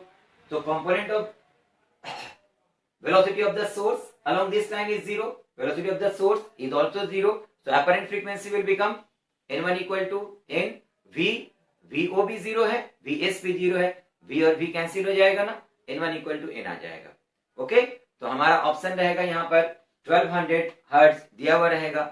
Maximum student उसमें भूल क्या करेगा, 1200 हर्ट्ज को टिक करके चला आता है, क्यों, क्योंकि जब direction of motion of the source becomes perpendicular becomes perpendicular to the line joining the source and the observer, in that case there will be no Doppler effect. In that case we will observe the actual frequency. Okay, but यहाँ question हम लोगों का notice ये करना था, देखो हमको बोला है n1 कैलकुलेट करो at the instant when the source is closest to the observer. Okay, जब ऑब्जर्वर इसके करीब है उस वक्त ये जो अपरेंट फ्रीक्वेंसी सुन रहा है उसको कैलकुलेट करना है. तो फिर ये बताओ कि अगर यहाँ पर अगर यहाँ पर सोर्स साउंड प्रोड्यूस करेगा तो वो साउंड को क्या ये संग संग सुन पाएगा? ऑब्जर्वर यहाँ से कितनी दूरी पर है? 200 मीटर दूरी पर है ना? तो यहाँ जो साउंड सोर्स प्रोड्यूस करेगा उसी वक्त इसको नहीं सुन पाएगा, उस वक्त तक सोर्स क्रॉस करके आगे चला जाएगा. वो साउंड को यहाँ पर सुनेगा, यहाँ जो साउंड प्रोड्यूस कर रहा है उसमें कोई डॉपलर इफेक्ट नहीं होगा, 1200 ही सुनेगा, लेकिन तब तक ये सोर्स यहाँ नहीं रहेगा, आगे चला जाएगा. ओके, हमको क्वेश्चन में क्या बोला है? एट दैट इंस्टेंट जब सोर्स इसका क्लोजेस्ट अप्रोच में है उस वक्त ये जो फ्रीक्वेंसी सुन रहा है उसको बताना है. ठीक है, तो वो फ्रीक्वेंसी ये सुनेगा कौन सा होगा? जो ये सोर्स यहाँ पहुंचने से कहीं पहले प्रोड्यूस किया हुआ होगा, है ना? यहाँ आने से कहीं पहले अगर जो साउंड प्रोड्यूस कर दिया है वो आते आते यहाँ पर कुछ टाइम लेगा, उतनी देर में सोर्स यहाँ चला आया. तो जब सोर्स यहाँ पहुंचा तब ये जगह का फ्रीक्वेंसी सुन रहा है. This is the concept. यहीं पर स्टूडेंट मिस्टेक कर जाता है. क्वेश्चन को पकड़ना, कोई भी क्वेश्चन फिजिक्स में सॉल्व करना हो तो वेरी केयरफुली क्वेश्चन पकड़ो, उसको डिकोड करो, तोड़ करके देखो कि क्या हमको क्या फाइंड करना है, then get the formula and make the solution. These are the 3 steps for solving problem in physics. Okay, तो यहाँ पर हम लोग क्या कैलकुलेट करना है? हम लोग कैलकुलेट करना है कि जो फ्रीक्वेंसी सोर्स यहाँ आएगा तो उस वक्त जो फ्रीक्वेंसी ये सुनेगा ऑब्जर्वर, वो फ्रीक्वेंसी ऑलरेडी सोर्स कहीं पहले प्रोड्यूस कर चुका है ना? तभी तो ये सुन पाएगा. अब देखो, तब जहां प्रोड्यूस किया था उस लाइन को ज्वाइन कर दिए हम लोग, जहां साउंड प्रोड्यूस करता है सोर्स उस लाइन को हम लोग ज्वाइन कर दिए यहां पर. ओके, वेलोसिटी का यहां कंपोनेंट ले लो, इस लाइन क्या लो? That component is how much? vs cos theta. Okay, इसका वेलोसिटी 0 है. तो अब अपरेंट फ्रीक्वेंसी का फॉर्मूला बना लो, n1 equal to n into observer rest में है, ऊपर सिर्फ v आएगा, नीचे क्या होगा? सोर्स का velocity towards observer. Apparent frequency को इंक्रीज करना चाहता है. अगर अपरेंट फ्रीक्वेंसी को इंक्रीज करना चाहे नीचे में क्या करेंगे हम लोग? Minus vs cos theta. Okay, vs का वैल्यू हमारे पास दिया हुआ है 170 मीटर पर सेकेंड, v का वैल्यू दिया हुआ है 340 मीटर पर सेकेंड, n का वैल्यू दिया हुआ है 1200 hertz. There is the problem for cos theta only. इससे पहले जो क्वेश्चन किए हम लोग वहां cos थीटा निकालने के लिए ये डिस्टेंस दिया हुआ था, वेरी इजीली कैलकुलेट कर सकते हैं. यहाँ सिर्फ ये डिस्टेंस दिया हुआ है, यहां से लेके यहां तक का डिस्टेंस ही नहीं दिया हुआ है. कैसे कैलकुलेट करेंगे हम लोग? कैलकुलेट करने का तरीका क्या है? देखो, सोर्स को यहां से यहां पहुंचने में जितना टाइम लगा है उतना ही टाइम में यहाँ जो साउंड प्रोड्यूस किया था वो साउंड कहां पहुंच गया? यहाँ पहुंच गया. ओके, तो साउंड को जो साउंड यहाँ प्रोड्यूस हुआ है उसको यहाँ से यहाँ पहुंचने में जो टाइम लगा उसी टाइम में ये सोर्स यहाँ पहुंच गया है ना? ठीक है, यहाँ साउंड अपनी वेलोसिटी से जा रहा है, यहाँ सोर्स अपनी वेलोसिटी से जा रहा है, बट टाइम दोनों को सेम लग रहा है. And we know distance equal to velocity into time. Okay, तो यहाँ से ये डिस्टेंस कवर किया विद दिस वेलोसिटी, तो ये डिस्टेंस कितना हो जाएगा बोलो? 170 into t is equal to vt. यहाँ से ये डिस्टेंस कवर किया विद दिस वेलोसिटी, तो डिस्टेंस कितना हो जाएगा बोलो? 340 into t is equal to v into t. Now get the formula cos theta. Cos theta equal to बताओ क्या होगा? Base by hypotenuse. With respect to this side, this one, this is the base and this one is the hypotenuse. Okay? So base का value यहाँ पर कितना आया? 170t. Hypotenuse का value कितना आएगा? 340t. This is equal to 1/2. Okay? आप calculation करो. इनका वैल्यू लिखो यहाँ पर. इनका वैल्यू कितना आया? 1200. This is 1200. v बता दो. v है 340. This is 340. v यहां पर 340 minus vs cos theta. vs का वैल्यू कितना है? 170. cos theta is half. Half करने से कितना आ जाएगा यहां पर बोलो तो? डायरेक्ट हम माइनस कर दिए, डिवाइड कर दिए, तो हमें 170 divided by 2 which is equal to 85। अब देखो इसका वैल्यू कितना आता है, n1 इक्वल टू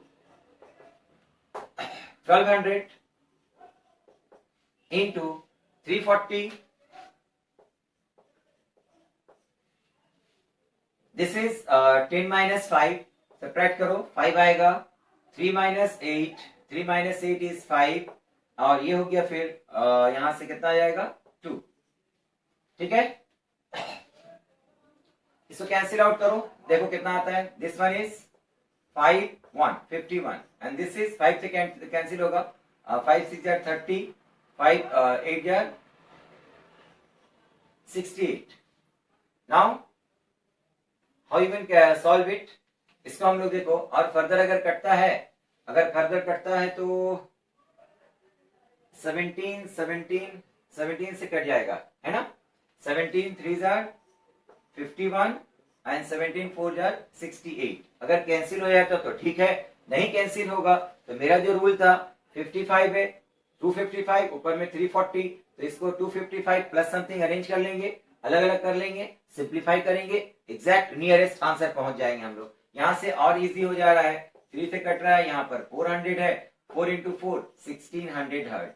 तो कैलकुलेशन थोड़ा सा ध्यान से हम लोग करना पड़ेगा, थोड़ा सा ध्यान देके कैलकुलेशन करेंगे, वेरी इजीली डॉप्लर इफेक्ट का क्वेश्चन हम लोग कर सकते हैं। कॉन्सेप्ट सिर्फ क्लियर रहना चाहिए, किस तरह का क्वेश्चन को कैसे हैंडल करना है।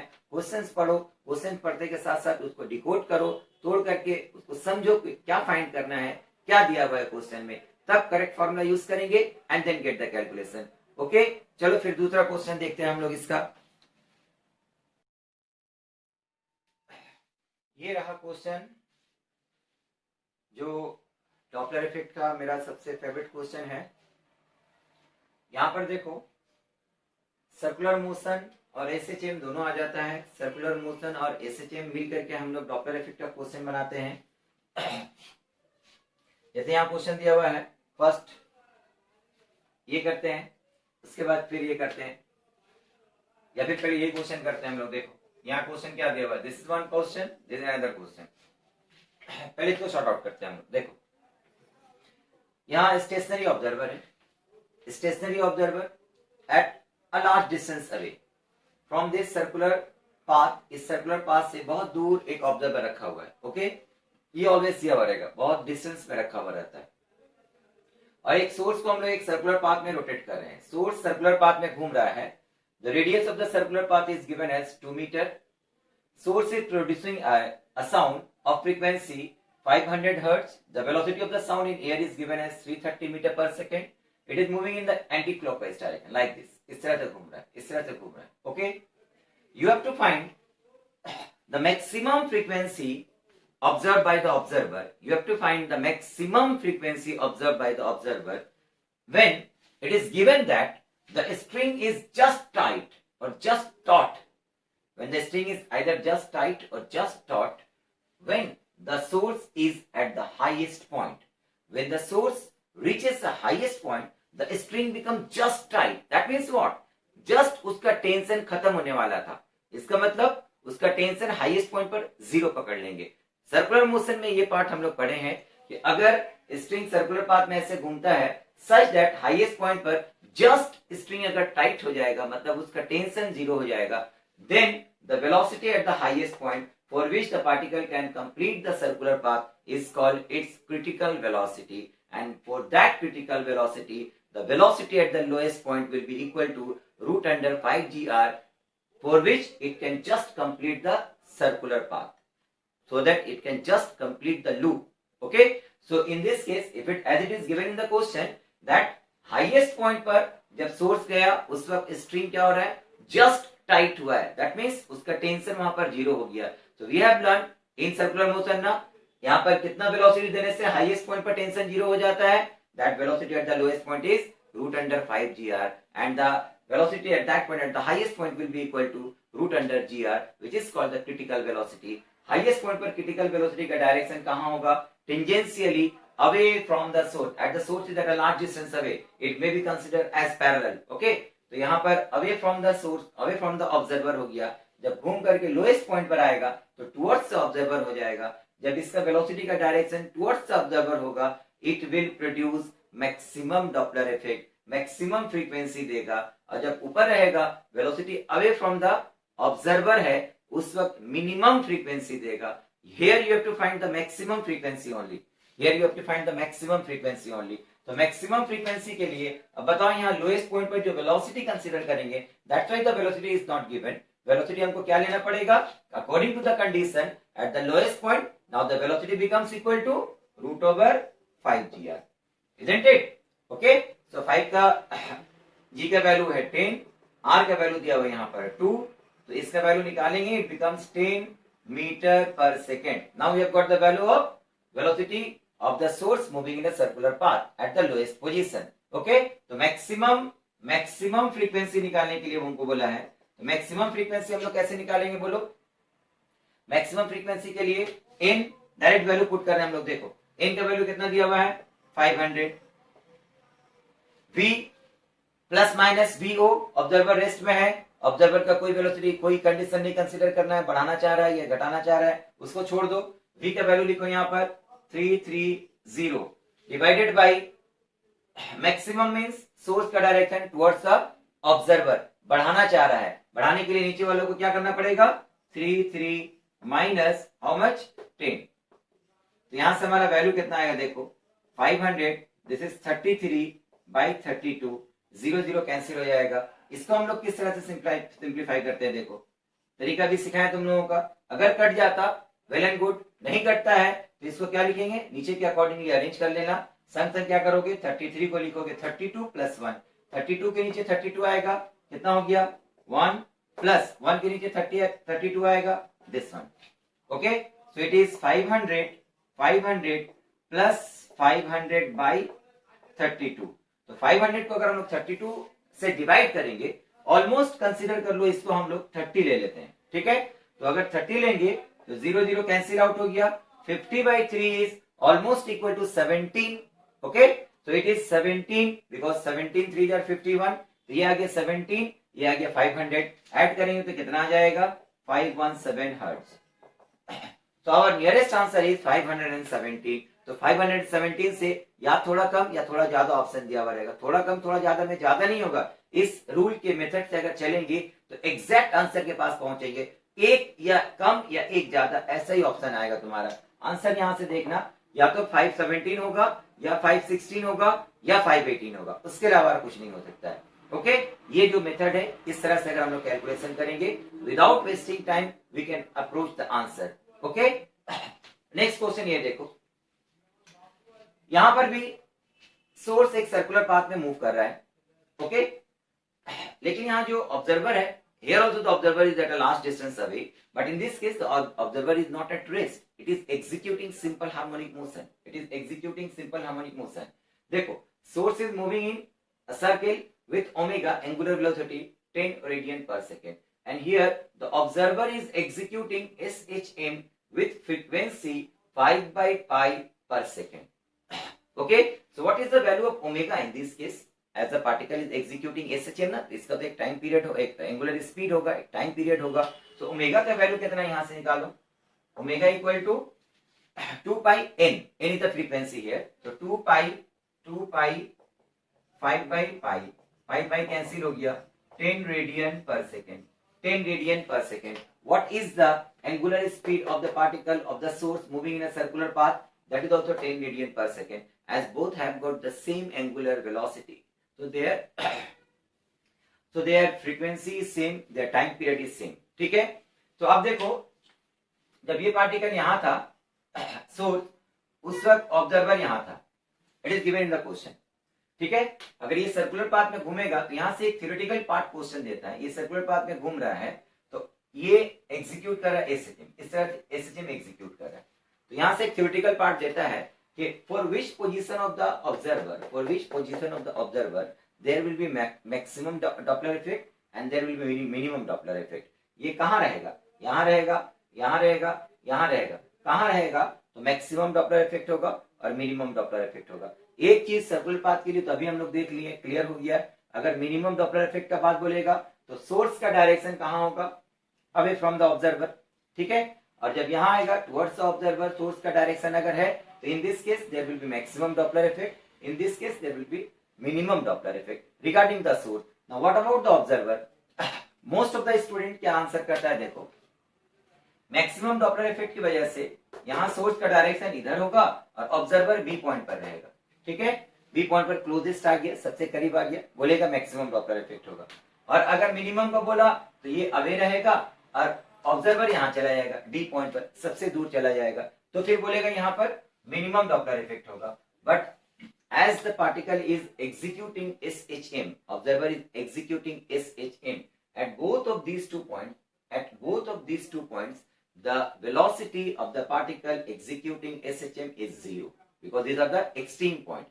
तो velocity यहाँ पर भी 0 होगा, यहाँ पर भी 0 होगा। डॉपलर इफेक्ट डिस्टेंस के ऊपर डिपेंड नहीं करता है, वो डिपेंड करता है किसके ऊपर? Velocity of the source and observer के ऊपर डिपेंड करता है। अगर यहाँ पर डिस्टेंस कम है, यहाँ डिस्टेंस ज्यादा है, लेकिन दोनों जगह वेलोसिटी 0 हो गया, तो यहाँ जितना फ्रीक्वेंसी सुनेगा यहाँ पर भी सेम फ्रीक्वेंसी सुनेगा, कहीं ज्यादा नहीं होगा, कहीं कम नहीं होगा। ओके, तो इसका मतलब इस पार्टिकल का पोजीशन कहाँ रहने से मैक्सिमम डॉपलर इफेक्ट होगा? इस पार्टिकल का पोजीशन उस पॉइंट पर मैक्सिमम या मिनिमम डॉपलर इफेक्ट देगा जहां पर इसका वेलोसिटी मैक्सिमम होता है। मैक्सिमम वेलोसिटी जहां पर होता है एसएचएम एग्जीक्यूटिंग पार्टिकल के लिए, वहीं पर मैक्सिमम डॉपलर इफेक्ट भी देगा, वहीं पर मिनिमम डॉपलर इफेक्ट भी देगा। तो मैक्सिमम कब देगा और मिनिमम कब देगा, ये देखो, जब यहाँ पर ये वाला सोर्स यहाँ पर पहुंचा, ये यहाँ पहुंचा, वेलोसिटी का डायरेक्शन कहाँ है? Away from the source, away from the source जाते वक्त, तो दोनों का डायरेक्शन अपोजिट हो गया। Velocity at this point is maximum but away from the source, तो in this case both together will produce minimum Doppler effect. In that case we will observe minimum frequency. Okay, जब वो return करके यहां से वापस आएगा, यहां से यहां वापस आएगा इस तरफ, ये भी घूम करके यहां आएगा इस तरफ, दोनों का डायरेक्शन ऑफ वेलोसिटी कहां हो गया? Towards each other. Again when the observer reaches eight the mean position, they will be directed towards each other, then we will get maximum Doppler effect. So maximum frequency भी for the same position of the observer होगा, minimum frequency भी for the same position of the observer होगा। सिर्फ फर्क क्या होगा? Minimum के लिए दोनों का डायरेक्शन सोर्स और ऑब्जर्वर का ऑपोजिट हो जाएगा, मैक्सिमम के लिए दोनों का डायरेक्शन सेम हो जाएगा। ठीक है, अब मिनिमम मैक्सिमम अगर हम लोग कैलकुलेशन करते हैं, देखो किस तरह से कैलकुलेट करेंगे।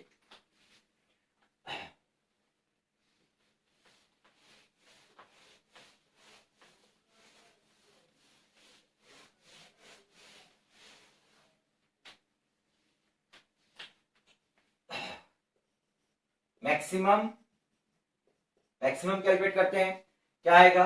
इन ऑब्जर्वर टुवर्ड्स बढ़ाना चाहता है, ऊपर वाला को क्या करेंगे? Plus VO. सोर्स भी बढ़ाना चाहता है, माइनस वीएस। वैल्यू पुट करो, वीओ और वीएस का वैल्यू निकाल लो। वीओ का मतलब क्या हुआ? एट द मेन पोजीशन पर एग्जीक्यूटिंग एसएचएम पार्टिकल का वेलोसिटी मैक्सिमम होता है, which is equal to a into omega. तो ओमेगा हम लोग ऑलरेडी निकाल लिए हैं, 10 है, और ए एम्पलीट्यूड दिया हुआ है इन द डायग्राम 6, तो it become 60 metre per second. VS अगर निकालते हैं हम लोग, वीएस का वैल्यू कितना होगा? सर्कुलर पाथ में अगर कोई particle with uniform angular speed move करता है तो उसका लीनियर स्पीड कितना होता है? R into omega. R radius of the circular path given as 3 metre, omega is 10, so it becomes 30 metre per second. Okay, यहाँ पर देखो पुट करते हैं हम लोग, इनका वैल्यू पुट करो, इनका वैल्यू कितना दिया हुआ है? 340।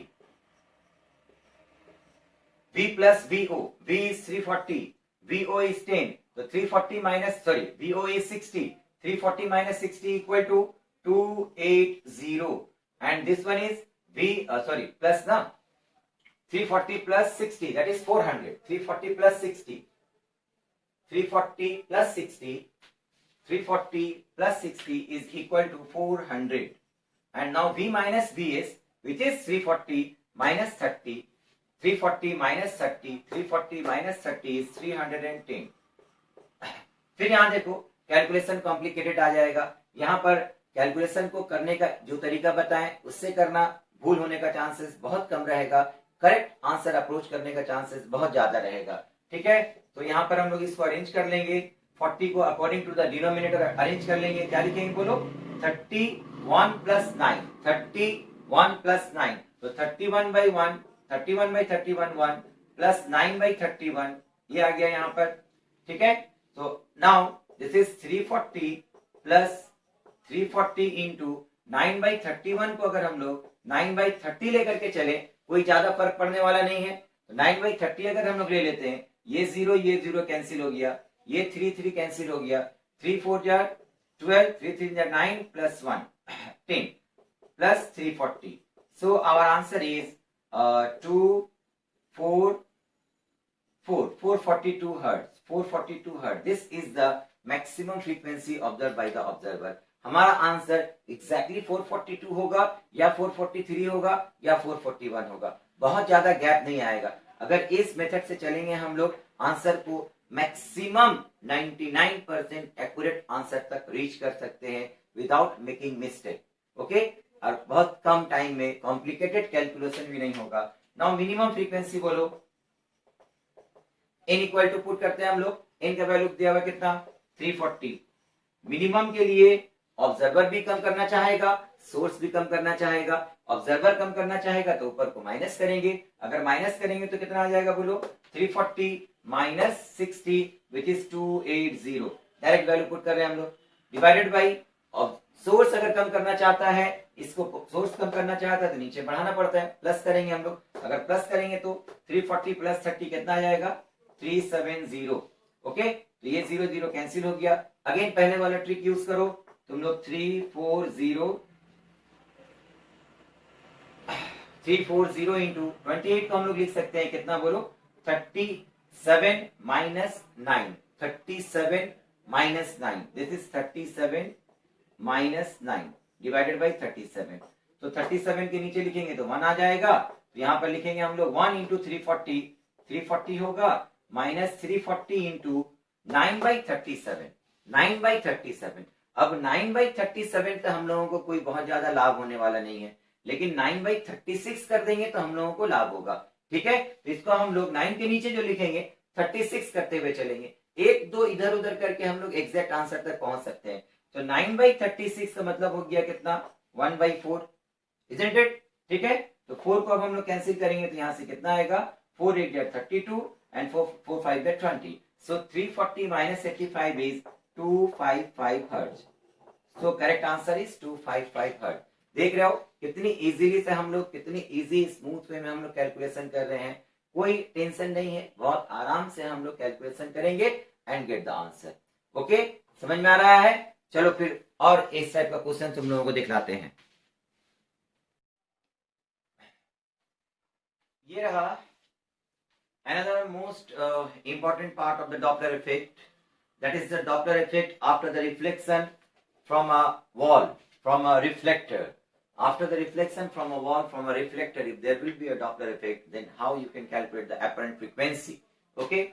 देखो एक कोई भी एक कंडीशन लेते हैं, यहाँ पर क्या दिया हुआ है, ये ऑब्जर्वर है, यहाँ सोर्स है, सोर्स साउंड प्रोड्यूस कर रहा है, साउंड रिफ्लेक्ट होकर वापस आएगा, ऑब्जर्वर लिसन करेगा, एक सोर्स से डायरेक्ट सुनेगा, एक रिफ्लेक्टेड साउंड सुनेगा, दो साउंड अगर पहुंचता है उसके पास, and if the frequency difference is less than 10, with in 10 ही ऑब्जर्व बीट्स, ओके।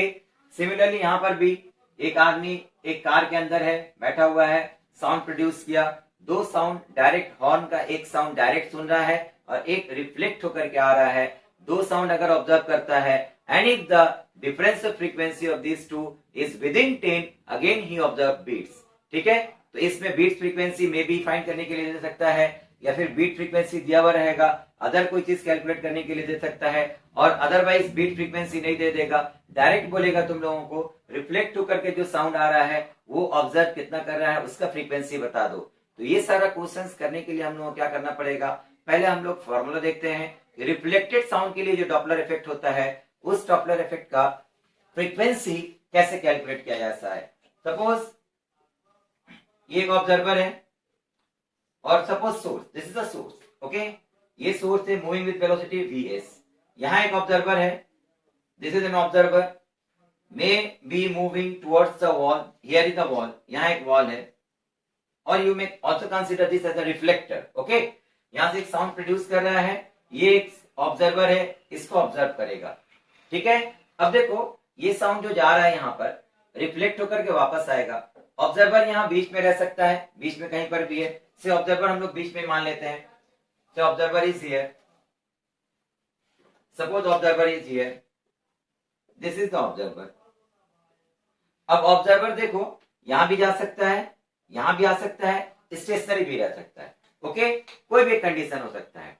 तो यहां से हम लोग कैसे कैलकुलेट करेंगे, देखो फॉर एग्जाम्पल रिफ्लेक्टेड साउंड में जो डॉपलर इफेक्ट होता है उसको हम लोग कैसे कैलकुलेट करते हैं। ये जो साउंड प्रोड्यूस कर रहा है सोर्स, एक्चुअल फ्रीक्वेंसी एन, तो यहां पर ये जो वॉल है, इस वॉल को हम लोग as a imaginary observer consider करते हैं। क्यों? जब यहां पर से हम लोग साउंड सेंड कर रहे हैं, फ्रीक्वेंसी सेंड कर रहे हैं, तो उस सिग्नल को ये wall as a stationary observer receive करता है। रिसीव करने के बाद दोबारा उसको रिफ्लेक्ट करेगा, then it will play the role of the source.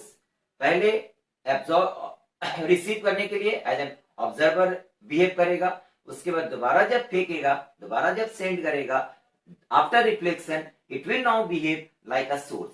Okay, तो जो फ्रीक्वेंसी वो रिसीव कर रहा है वही फ्रीक्वेंसी भेजेगा। तो फ्रीक्वेंसी पहले रिसीव कितना कर रहा है एज अ स्टेशनरी ऑब्जर्वर, वो देखो this is suppose n1 dash, ठीक है। तो इस n1 डैश के लिए ऑब्जर्वर रेस्ट में है, source is moving towards with velocity vs having actual frequency n। तो रिसीव कितना करेगा, n इंटू सोर्स रेस्ट में है v रहेगा, डिवाइडेड बाई ऑब्जर्वर रेस्ट में है v रहेगा, source is moving towards actual frequency, apparent frequency को क्या चाह रहा है, बढ़ाने के लिए नीचे वालों को क्या करना पड़ेगा, माइनस vs। अब यही फ्रीक्वेंसी वापस जब भेजेगा तो ये ऑब्जर्वर उसको रिसीव करेगा, कितना रिसीव कर रहा है, दैट इज सपोज n1। तो n1 का वैल्यू कितना हमको बता दो, n1 equal to n1 dash, ये एक्चुअल फ्रीक्वेंसी अभी है जो वापस से रिफ्लेक्टेड साउंड भेज रहा है। ओके, तो यहाँ पर एक्चुअल हो गया n1 डैश इनटू, अभी देखो observer is moving towards the wall, has a tendency to increase the apparent frequency, so it will be v plus vo, but source now it is behaving like a source ना after reflection, तो इसका velocity कितना है, zero बैठा दिया हम लोग, source का वेलोसिटी जीरो बैठा दिए, तो v plus zero means only v रहेगा। अब n1 डैश का वैल्यू यहां से पुट कर दो, n1 dash equal to n into v divided by v minus vs, यहाँ पर क्या आएगा बोलो, v plus vo divided by v और v कैंसिल हो गया, तो हम लोगों को यहाँ से फॉर्मूला क्या मिलता है, वेरी इंपॉर्टेंट फॉर्मूला याद रखना, n1 equal to n into v plus vo divided by v minus vs, which is the condition of maximum Doppler effect, यहाँ सोर्स और ऑब्जर्वर दोनों अपरेंट फ्रीक्वेंसी को अगर इंक्रीज करना चाहेगा तो मैक्सिमम डॉपलर इफेक्ट का कंडीशन यूज करेंगे। याद रखना, सोर्स और ऑब्जर्वर अगर दोनों अपरेंट फ्रीक्वेंसी को इंक्रीज करना चाह रहा है तो ऑब्जर्वर बढ़ाने के लिए प्लस, सोर्स बढ़ाने के लिए माइनस करना पड़ेगा। ओके, अगर source itself become the observer, if the source itself become the observer, मान लो ये बीच से गायब हो गया, ये नहीं है यहाँ पर, ठीक है, अगर ये नहीं होता तो सोर्स जो साउंड प्रोड्यूस कर रहा है रिफ्लेक्टेड साउंड को वो खुद सुनेगा। If the source itself becomes observer, if the source itself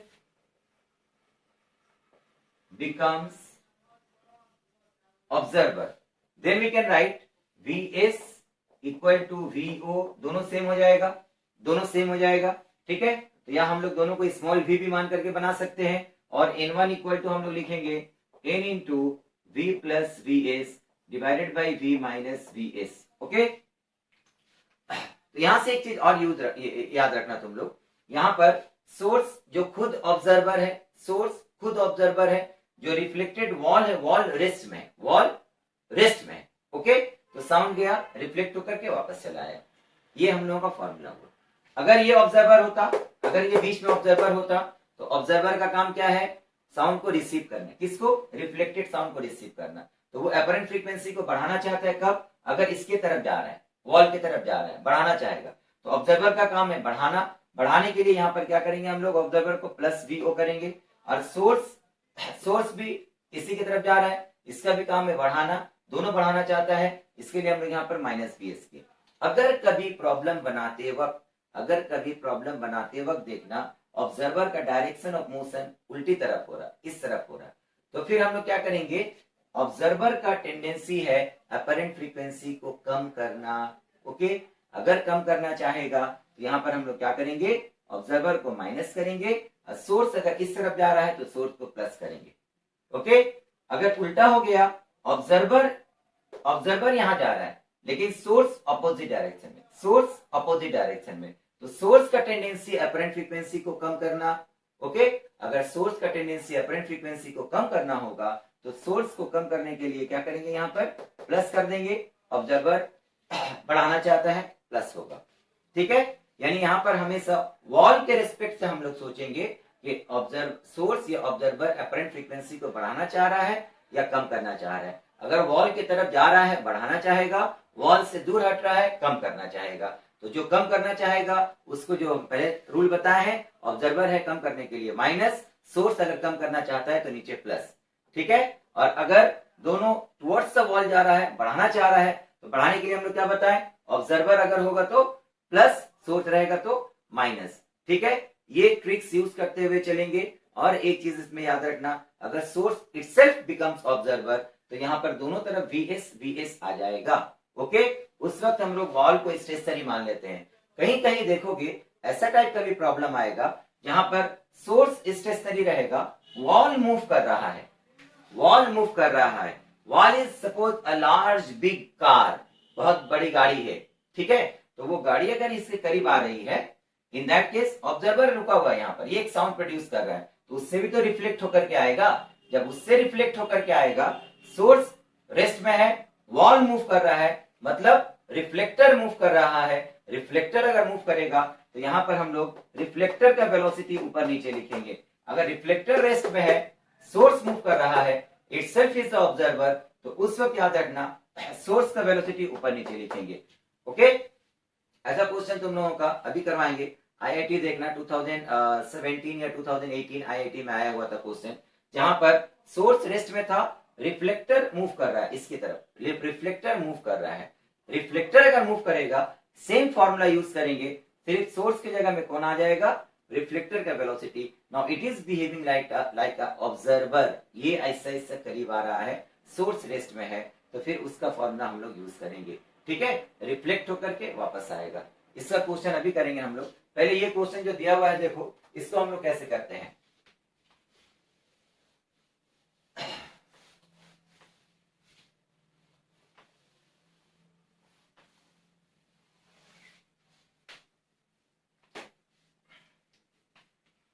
in this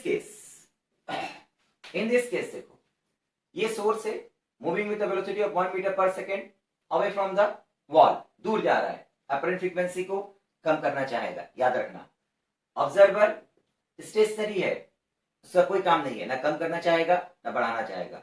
लेकिन ऑब्जर्वर यहां पर दो साउंड सुनेगा, एक साउंड डायरेक्ट, एक साउंड डायरेक्ट, और एक रिफ्लेक्टेड साउंड। दो साउंड अगर सुनता है, दोनों का डिफरेंस 10 से कम होगा, बीट्स ऑब्जर्व होगा।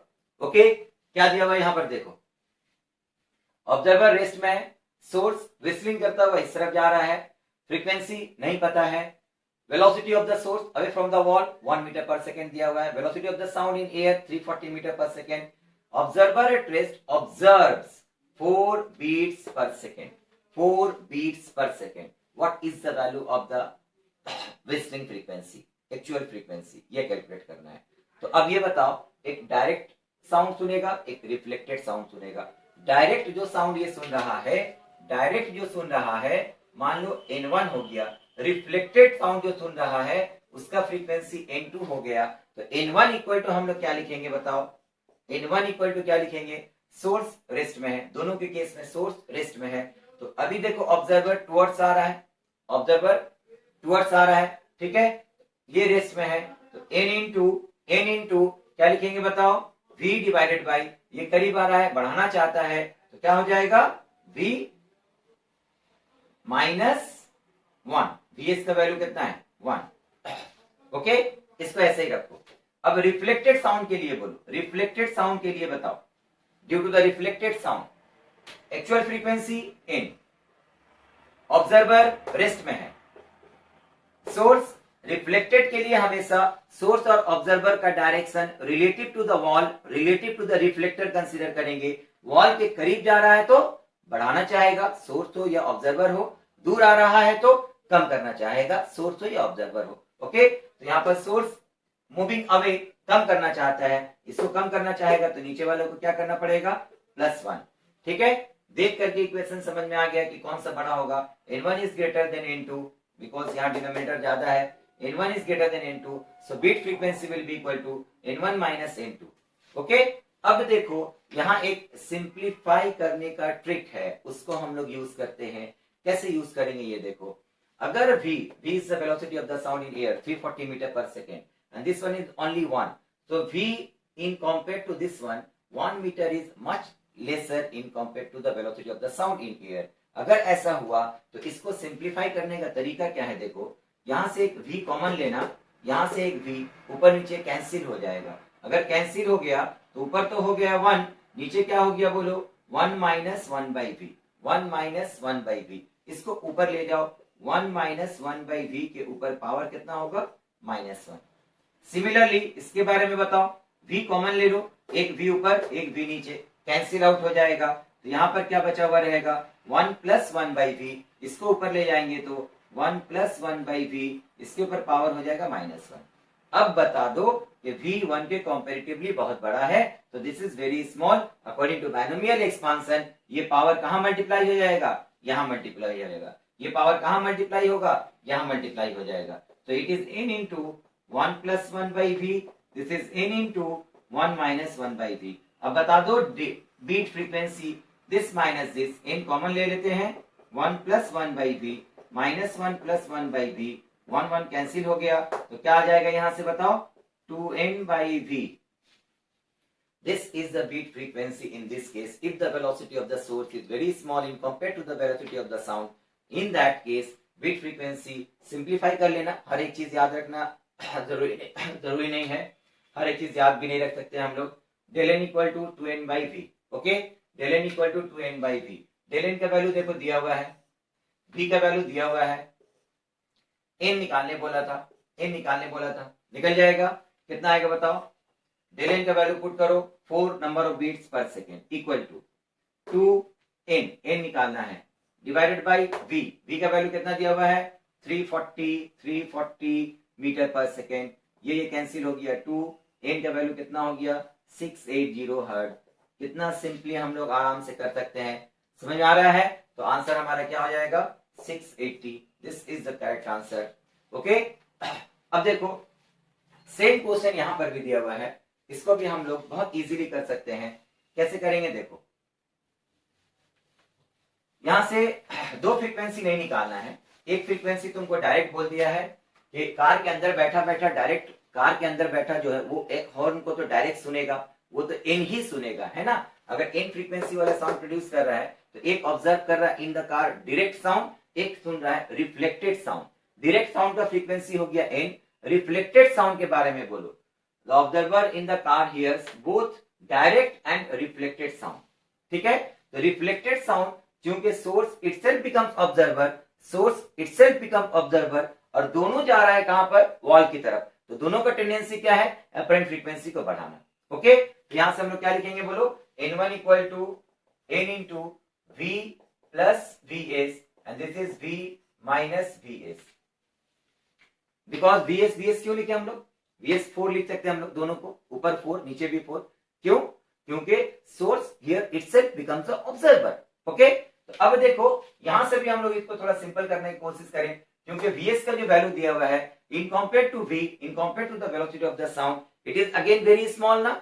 अगर वेरी स्मॉल रहे तो हम लोग क्या कर सकते हैं बताओ, ऊपर से भी v कॉमन लो, नीचे से भी v कॉमन लो, तो n1 इक्वल टू कितना आएगा, ऊपर से v कॉमन लिए हम लोग 1 plus 4 by we, 1 plus 4 by V, vs का वैल्यू पुट कर दिए, नीचे से v कॉमन लिए क्या बचा, 1 minus 4 by we, 1 minus 4 by V को ऊपर ले जाओ, कितना आ जाएगा बोलो, 1 minus 4 by V equal power -1। तो as it is very small, ये पावर यहां पर मल्टीप्लाई हो जाएगा, तो 1 plus 4 by V and this is also 1 plus 4 by V, दोनों हो जाएगा 1 plus 4 by V, whole square कर दो, ठीक है। अगेन देखो as v is very small, v is very small, तो हम लोग क्या कर, sorry not v, v is very large, 4/v is very small, तो ये पावर फिर से यहाँ मल्टीप्लाई हो जाएगा, ये पावर फिर से यहाँ मल्टीप्लाई हो जाएगा, तो मल्टीप्लाई होने से कितना आएगा बोलो, n इंटू 1 प्लस 8/v। ये हम लोग कैलकुलेशन को थोड़ा छोटा करने का कोशिश कर रहे हैं, अदरवाइज तुम लोग अगर पूरा फॉर्मूला लिख करके यहाँ से वैल्यू कैलकुलेट करके बनाओगे, इट बिकम्स लेंथी मेथड। ठीक है, तो अगर यहाँ से थोड़ा सा ट्रिक्स यूज करेंगे, वही सिखा रहे तुम लोगों को, सीखो फिर खुद से अप्लाई करना। n से मल्टीप्लाई करेंगे तो n इंटू 8n/v आएगा, n को यहाँ लाओ, n1 minus n equal to हो जाएगा 8n/v। This n1 minus n is the beat frequency. n direct सुन रहा था, n1 रिफ्लेक्ट होकर के आ रहा है तो सुन रहा है, तो n1 माइनस n यही तो बीट फ्रीक्वेंसी हुआ। This beat frequency is given ना, कितना दिया हुआ है 10, तो यहाँ पर 10 बैठा दो, this is 10 equal to 8n, n का वैल्यू कितना दिया हुआ है 500, दिस इज 500 बाई v, ये जीरो कैंसिल हो गया, v का वैल्यू कितना आएगा 400 हर्ट्ज। यहां से हम लोग बहुत सारे टर्म्स नेग्लेक्ट किए हैं, तो एग्जैक्ट आंसर नहीं आएगा, लेकिन हमारा नियरेस्ट आंसर आने का काम चल जाएगा। क्या आया है देखो ऑप्शन हम लोगों का 330, 387, 44, 404 एंड 340। सो करेक्ट ऑप्शन किसको टिक करना है हम लोगों को, this will be the correct option. समझ में आ रहा है, वेरी इजीली हम लोग इस तरह का क्वेश्चंस को कर पा रहे हैं। डॉपलर इफेक्ट समझ में आ रहा है, इजी लग रहा है ना, इस तरह से अगर हम लोग सॉल्व करते चले जाएंगे, डॉपलर इफेक्ट का चाहे जितना भी क्वेश्चंस आएगा वेरी इजीली हम लोग कर सकते हैं। समझ में आया, ठीक है। अब देखो हम तुम लोगों को आईआईटी का रिसेंटली आया हुआ क्वेश्चन डॉपलर इफेक्ट का वो बताते हैं, in the sense of this concept direct हम लोग उसको कैसे कर सकते हैं। ओके, चलो हम लोग आईआईटी का क्वेश्चन करते हैं। अब ये देखो, ये रहा दो क्वेश्चन जो रिसेंटली आईआईटी 2017 में आया हुआ है, एंड दिस इज आईआईटी 2018 में आया हुआ है। ठीक है, तो पहले हम लोग 17 का सॉल्व करते हैं। 17 का क्वेश्चन क्या हुआ देखो, ये एक स्टेशनरी सोर्स है, stationary source Vs equal to 0 producing a sound of frequency 492 hertz. Okay, this is the large reflector, जो अभी बता रहे तुम लोग को, this is the large reflector, but this is not stationary. This large reflector, suppose a huge car, a big car is moving, is behaving like a reflector, is moving towards the source with a velocity of 2 meter per second, with a velocity of 2 meter per second. So in this case देखो, source जो है, observer दो sound सुन रहा है, दो sound सुन रहा है, ठीक है। एक क्या हो रहा है रिफ्लेक्टेड साउंड, एक हो रहा है reflected sound. Reflector you can consider here, this is not the observer, we cannot consider this as the observer, this is a reflector, this is considered as a reflector. The reflector is here moving and source here itself is the observer. एक sound वो direct खुद सुन रहा है, कितना सुनेगा बोलो 492 hertz, और एक जो रिफ्लेक्टर से रिफ्लेक्ट होकर के आएगा, रिफ्लेक्टर से रिफ्लेक्ट होकर के आएगा उसको सुनेगा। तो डायरेक्ट जो साउंड सुन रहा है दैट इज n, रिफ्लेक्ट होकर के जो आएगा दैट इज n1। तो अभी तुम लोगों को बताए थे कि अगर रिफ्लेक्टर स्टेशनरी हो, रिफ्लेक्टर अगर स्टेशनरी हो, source itself become the observer. In that case observer और सोर्स दोनों का टेंडेंसी है क्या, अपरेंट फ्रीक्वेंसी को बढ़ाना चाहता है, दोनों की जगह क्या लिखेंगे, ऊपर भी Vs नीचे भी Vs, सोर्स और ऑब्जर्वर दोनों का वेलोसिटी सेम हो जाएगा। ठीक है, अगर क्वेश्चन में उल्टा कर दिया, कुछ देर पहले अभी तुम लोगों को बताया, अगर क्वेश्चन में उल्टा कर दिया कि ऑब्जर्वर सोर्स को रेस्ट में कर दिया और रिफ्लेक्टर को मूव करने लगा, इन that case here also again source itself is the observer, लेकिन अभी इसको हम लोग एज अ रिफ्लेक्टर मान लेंगे और इसको मान लेंगे एज अ मूविंग बॉडी। तो हमारा फॉर्मूला में क्या आ जाएगा, सिर्फ जहां Vs था Vs के जगह में Vo आ जाएगा। इसको भी हम लोग दोबारा डिड्यूस करके देख सकते हैं। कैसे डिड्यूस कर सकते हैं, यहाँ जो साउंड प्रोड्यूस कर रहा है ये सपोज पहले रिसीव किया तो ये हो गया ऑब्जर्वर, ये हो गया सोर्स। रिसीव करने के बाद जब वापस सेंड करेगा तो ये हो जाएगा ऑब्जर्वर, ये हो जाएगा सोर्स। डिड्यूस करके देखना, फिर से वही फॉर्मूला आ जाएगा जो पहले हम डिड्यूस करके देखना है। डिफरेंस क्या आ जाएगा यहाँ पर, ऑब्जर्वर मतलब रिफ्लेक्टर का जो वेलोसिटी है, रिफ्लेक्टर का वेलोसिटी वो सोर्स की जगह ऊपर और नीचे दोनों आ जाएगा। रिफ्लेक्टर का वेलोसिटी यहाँ पर सोर्स की जगह भी आएगा, ऑब्जर्वर की जगह आएगा। तो हम लोग अगर डायरेक्ट इक्वेशन यूज करें, n1 equal to n into v, बढ़ाना चाहेगा ऊपर वाला भी नीचे वाला भी, ऊपर वाला बढ़ाने के लिए प्लस, नीचे वाला बढ़ाने के लिए माइनस, इन दोनों की जगह में रिफ्लेक्टर का वेलोसिटी लिखेंगे। रिफ्लेक्टर का वेलोसिटी कितना है 2 मीटर पर सेकेंड, यहाँ पर भी आ जाएगा 2, यहाँ पर भी आ जाएगा 2। यहाँ बीट फ्रीक्वेंसी कैलकुलेट करने के लिए बोला है, calculate the beat frequency. Beat frequency कैसे कैलकुलेट करेंगे हम लोग, देखो सेम पहले वाला मेथड यूज करो। As 2 is very less in compare to 330, 330 के कंपेरेटिवली बहुत कम है ना, तो हम लोग क्या कर देंगे, ऊपर से भी v कॉमन लेंगे, नीचे से भी v कॉमन लेंगे। हम यहाँ पर v कॉमन लेकर डायरेक्ट लिख रहे हैं 1 प्लस 2 बाई वी, नीचे कितना हो जाएगा बोलो 1 माइनस 2 बाई वी, इसको हम लोग ऊपर ले जा रहे हैं तो it becomes 1 minus 2 by V के ऊपर पावर -1, माइनस माइनस यहाँ चला आया तो it becomes n into 1 plus 2 by v का whole square. Okay, so it is n into 1 plus 4 by v. Clear? अब n को मल्टीप्लाई करो तो ये हो जाएगा n plus 4n by v, n plus 4n by v. तो n को अगर यहां लाएंगे हम लोग तो n1 माइनस n, यही तो है हमारा beat frequency, n1 minus n equal to कितना आ जाएगा 4n by V. 4n, n का वैल्यू बताओ 492 डिवाइडेड बाई v, v कितना है 330। इसका हम लोग अगर कैलकुलेशन करेंगे, कैलकुलेशन करके इसका वैल्यू निकालो, देखो कितना आ रहा है value. This value will be equal to 4 से अगर कैंसिल करें हम लोग, यहां से कितना आएगा 4 8 जार 32, दिस इज 10, 10 मीन्स 82.5, 82.5। ठीक है, या फिर हम लोग इसको अपने मेथड से भी हम लोग कैलकुलेशन कर सकते हैं, जो तरीका भी तुम लोगों को बताए थे। अगर उस तरीके से कैलकुलेशन करोगे तो फिर क्या आएगा, देखो अगर उस तरीके से कैलकुलेशन करेंगे हम लोग तो इसको हम लोग इस तरह से कैलकुलेशन करते हैं, 4 को ऐसे ही रखते हैं, 4 को ऐसे ही रखते हैं, कैलकुलेशन इजी करना हम लोगों को, n का वैल्यू पुट करते हैं, n equal to how much 492, 492 divided by 330, 330। ठीक है, अगर ऊपर नीचे अगर हम लोग 2 से कैंसिल करें, 2 से अगर कैंसिल करें तो क्या आ जाएगा बोलो, ये 4 वैसे ही रहेगा, यहां पर कितना आ जाएगा 2 and this is 4 then 6 divided by 1 then 6 then 5। इसको अरेंज करो, 4 इंटू 246 को हम लोग लिखेंगे कितना 165, 165 प्लस कितना आ जाएगा बोलो 165 सब्ट्रैक्ट करो कितना बचेगा 6 minus 5 1 and this is 14 minus 6 8, 81 divided by 165, isn't it? ठीक है, अब अलग अलग कर दो, अलग अलग करेंगे अगर हम लोग, जैसे ही अलग अलग करेंगे क्या मिलेगा 165 बाई 165 4 हो गया, प्लस 4 इंटू 81 बाई 165, 81 बाई 165 समझ में आ रहा है क्या हो जाएगा 81 बाई 165। वी में कंसीडर 81 को 80 कर सकते हैं, 165 को 160 मान सकते हैं, तो 81 by 165 is 1 by 2, 1 by 2 into 4 is 2, 2 plus 4 is 6, तो beat frequency will be equal to 6। Decimal में तो नहीं रहेगा, हमारा ऑप्शन क्या रहेगा 6 ही रहेगा, उससे पॉइंट समथिंग कम रहेगा, तो नियरेस्ट आंसर इज 6, तो the beat frequency will be equal to 6।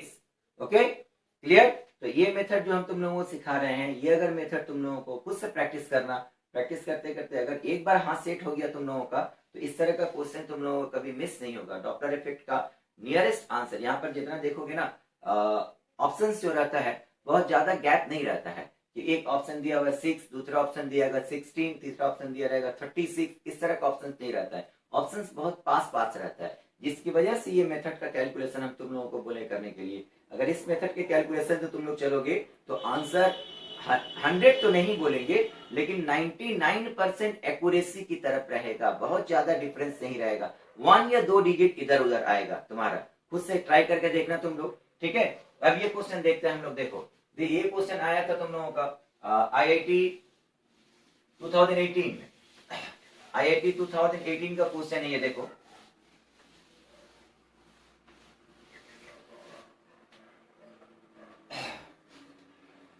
दो मैन है, एक ही स्ट्रेट लाइन में चला जा रहा है, वन मैन सामने में है, moving with the speed of 1 metre per second. दूसरा मैन उसके पीछे है, सेम डायरेक्शन में जा रहा है, moving with the speed of 2 meter per second. एक तीसरा आदमी है, ये जिस लाइन में जा रहा है, जिस लाइन में जा रहा है उस लाइन से 12 मीटर ऊपर खड़ा है, stationary, third man, but in the same plane, एक ही प्लेन में है। ओके, तो देखो जब ये थर्ड मैन दोनों से इक्वी डिस्टेंस में था, दोनों से इक्वी डिस्टेंस में था, इक्वी डिस्टेंस का मतलब क्या हुआ, एकदम ठीक परपेंडिकुलर बाइसेक्टर में खड़ा रहेगा यहाँ पर, तभी ना इससे डिस्टेंस, ये डिस्टेंस समान होगा। ठीक है, तो दोनों के इक्वी डिस्टेंस में जब था उस वक्त देखो, इक्वी डिस्टेंस में जब है उस वक्त इन दोनों के बीच का डिस्टेंस दिया हुआ है 10 मीटर, 10 मीटर। ओके, तो एक्चुअल ये दोनों सेम फ्रीक्वेंसी वाला विस्लिंग बजाता हुआ जा रहा है, विस्लिंग बजाता हुआ जा रहा है। ये भी ये विस्लिंग कर रहा है 1430 हर्ट्ज, ये भी विस्लिंग कर रहा है 1430 hertz. Velocity of the sound in air is 330 meter per second. तुमको बताना है ये जो डिफरेंट फ्रीक्वेंसी सुनेगा, एक फ्रीक्वेंसी यहां से सुनेगा N1, एक फ्रीक्वेंसी यहां से सुनेगा N2। ये N1 और N2 अगर डिफरेंट सुना, if the difference is within 10 he will observe beats. ठीक है, तो हम लोगों को यहाँ पर यही निकालना था, कैलकुलेट द बीट फ्रीक्वेंसी।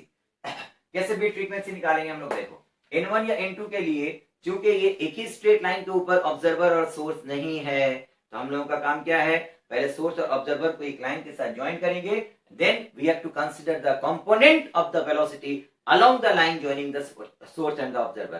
ठीक है, तो क्योंकि सोर्स ऑब्जर्वर यहाँ पर क्योंकि रेस्ट में है, उसके लिए तो कोई कंपोनेंट नहीं लेना है, इसके लिए हमको कंपोनेंट लेना पड़ेगा। ये एंगल अगर θ1 होगा तो 2 का कंपोनेंट यहां पर बताओ, 2 cos θ1, 2 cos θ1। अब ये बता दो, ये टोटल 10 था, ये 20 से बाइसेक्टर हो गया 12, ये 5, तो this one is also 5 meter. अगर ये 12 है, ये 5 है, तो ये कितना हो जाएगा, this is 13 meter, Pythagoras theorem. Okay, तो cos थीटा की वैल्यू कितना लिखेंगे हम लोग, बेस बाई हाइपोटेन्यूज, तो यहां पर वैल्यू पुट कर दो, 2 इंटू बेस 5 बाई हाइपोटेन्यूज, तो it is 10/13 metre per second. Similarly इसको अगर हम लोग ब्रेक करेंगे अलोंग दिस लाइन, दूर जा रहा है, ये कंपोनेंट लो θ2, दिस इज ऑल्सो θ2, तो इसका कंपोनेंट यहां पर कितना आएगा, 1 into cos theta, here cos theta equal to 5/13, so it becomes 1 into 5/13, that is simply 5/13। तो यहां हम लोग डायरेक्ट इसका वेलोसिटी ले सकते हैं 5 divided by 13 meter per second, 5 divided by 13 meter per second. Okay, according to this line, this source is moving away, observer rest, for this one this source is moving towards observer rest। Okay, तो N1 के लिए हम लोग क्या लिखेंगे, देखो N1 equal to N ये है तुम्हारा, N ये है, ऑब्जर्वर रेस्ट में है तो सिर्फ V आएगा, V लिखो यहां पर, डिवाइडेड बाई, ये क्या करना चाह रहा है बताओ, सोर्स क्या करना चाह रहा है, यहाँ पर अपरेंट फ्रीक्वेंसी बढ़ाना चाह रहा है ना, बढ़ाने के लिए क्या करेंगे हम लोग, माइनस कर देंगे, डायरेक्ट वैल्यू लिख दो, वैल्यू कितना आया था 10/13। थोड़ा सिंप्लीफाई कर सकते हैं, क्यों कर सकते हैं, 10/13 का वैल्यू 1 से भी कम आएगा, V का वैल्यू 330, अगर V के कॉम्पेरेटिवली ये बहुत छोटा हुआ तो हमारे पास एक तरीका है कैलकुलेशन को छोटा करने का। क्या तरीका है बताओ, ये V कॉमन लो, कैंसिल हो जाएगा, तो यहां रहेगा N, ये हो जाएगा 1 माइनस 10/13V, 10/13V ऊपर ले जाओ तो ये हो जाएगा 1 माइनस 10/13V to the power -1, so it becomes N into 1 plus 10/13V। Clear, ठीक है, ये N1 के लिए था। सिमिलरली N2 के लिए बताओ, N2 के लिए क्या लिखेंगे, N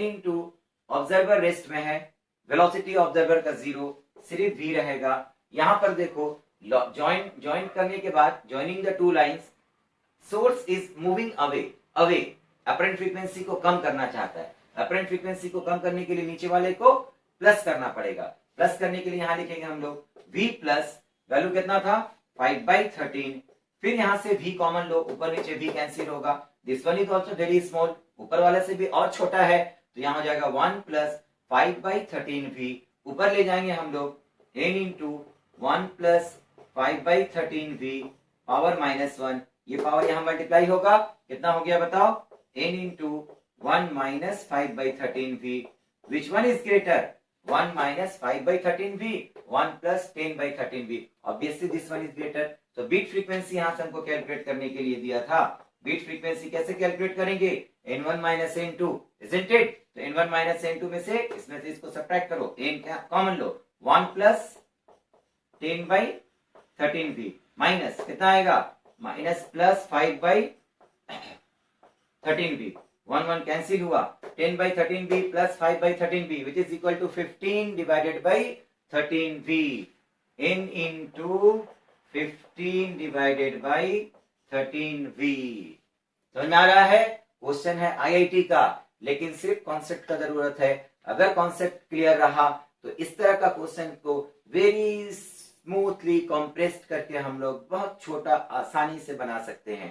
ठीक है, देखो इनका वैल्यू पुट करते हैं हम लोग यहाँ पर, n इक्वल टू, फिर हमारे पास दूसरा फंडा आएगा कैलकुलेशन करने का, 1 4 कैलकुलेशन तुम लोगों को यहां दिखलाते हैं, ये हो गया, ये तो समझ में आ गया तुम लोगों को। यहां देखो, del n equal to, value put करो, n इक्वल टू कितना है 1430 into 15 divided by 13v, v का वैल्यू कितना है 330, ठीक है, कैलकुलेशन करो, 0 0 कैंसिल, 5 से ये कैंसिल होगा, this is 5 and this one is 11, ठीक है, तो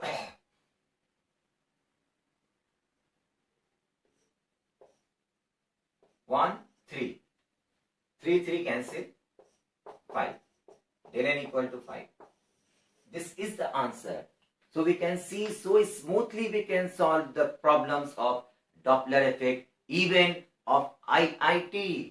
IIT का प्रॉब्लम भी हम लोग देखो कितना स्मूथली सॉल्व कर सकते हैं, कैलकुलेशन को भी कितना आसानी से छोटा करके हम लोग कर रहे हैं। समझ में आ रहा है? तो इस तरह का क्वेश्चंस डॉपलर इफेक्ट के लिए आई होप कि अब तुम लोगों को इससे बहुत हेल्प मिलेगा और तुम लोग डॉपलर इफेक्ट के क्वेश्चंस को खुद से ट्राई करोगे, अच्छे से करने की कोशिश करना। ओके, और अगर थैंक यू वेरी मच।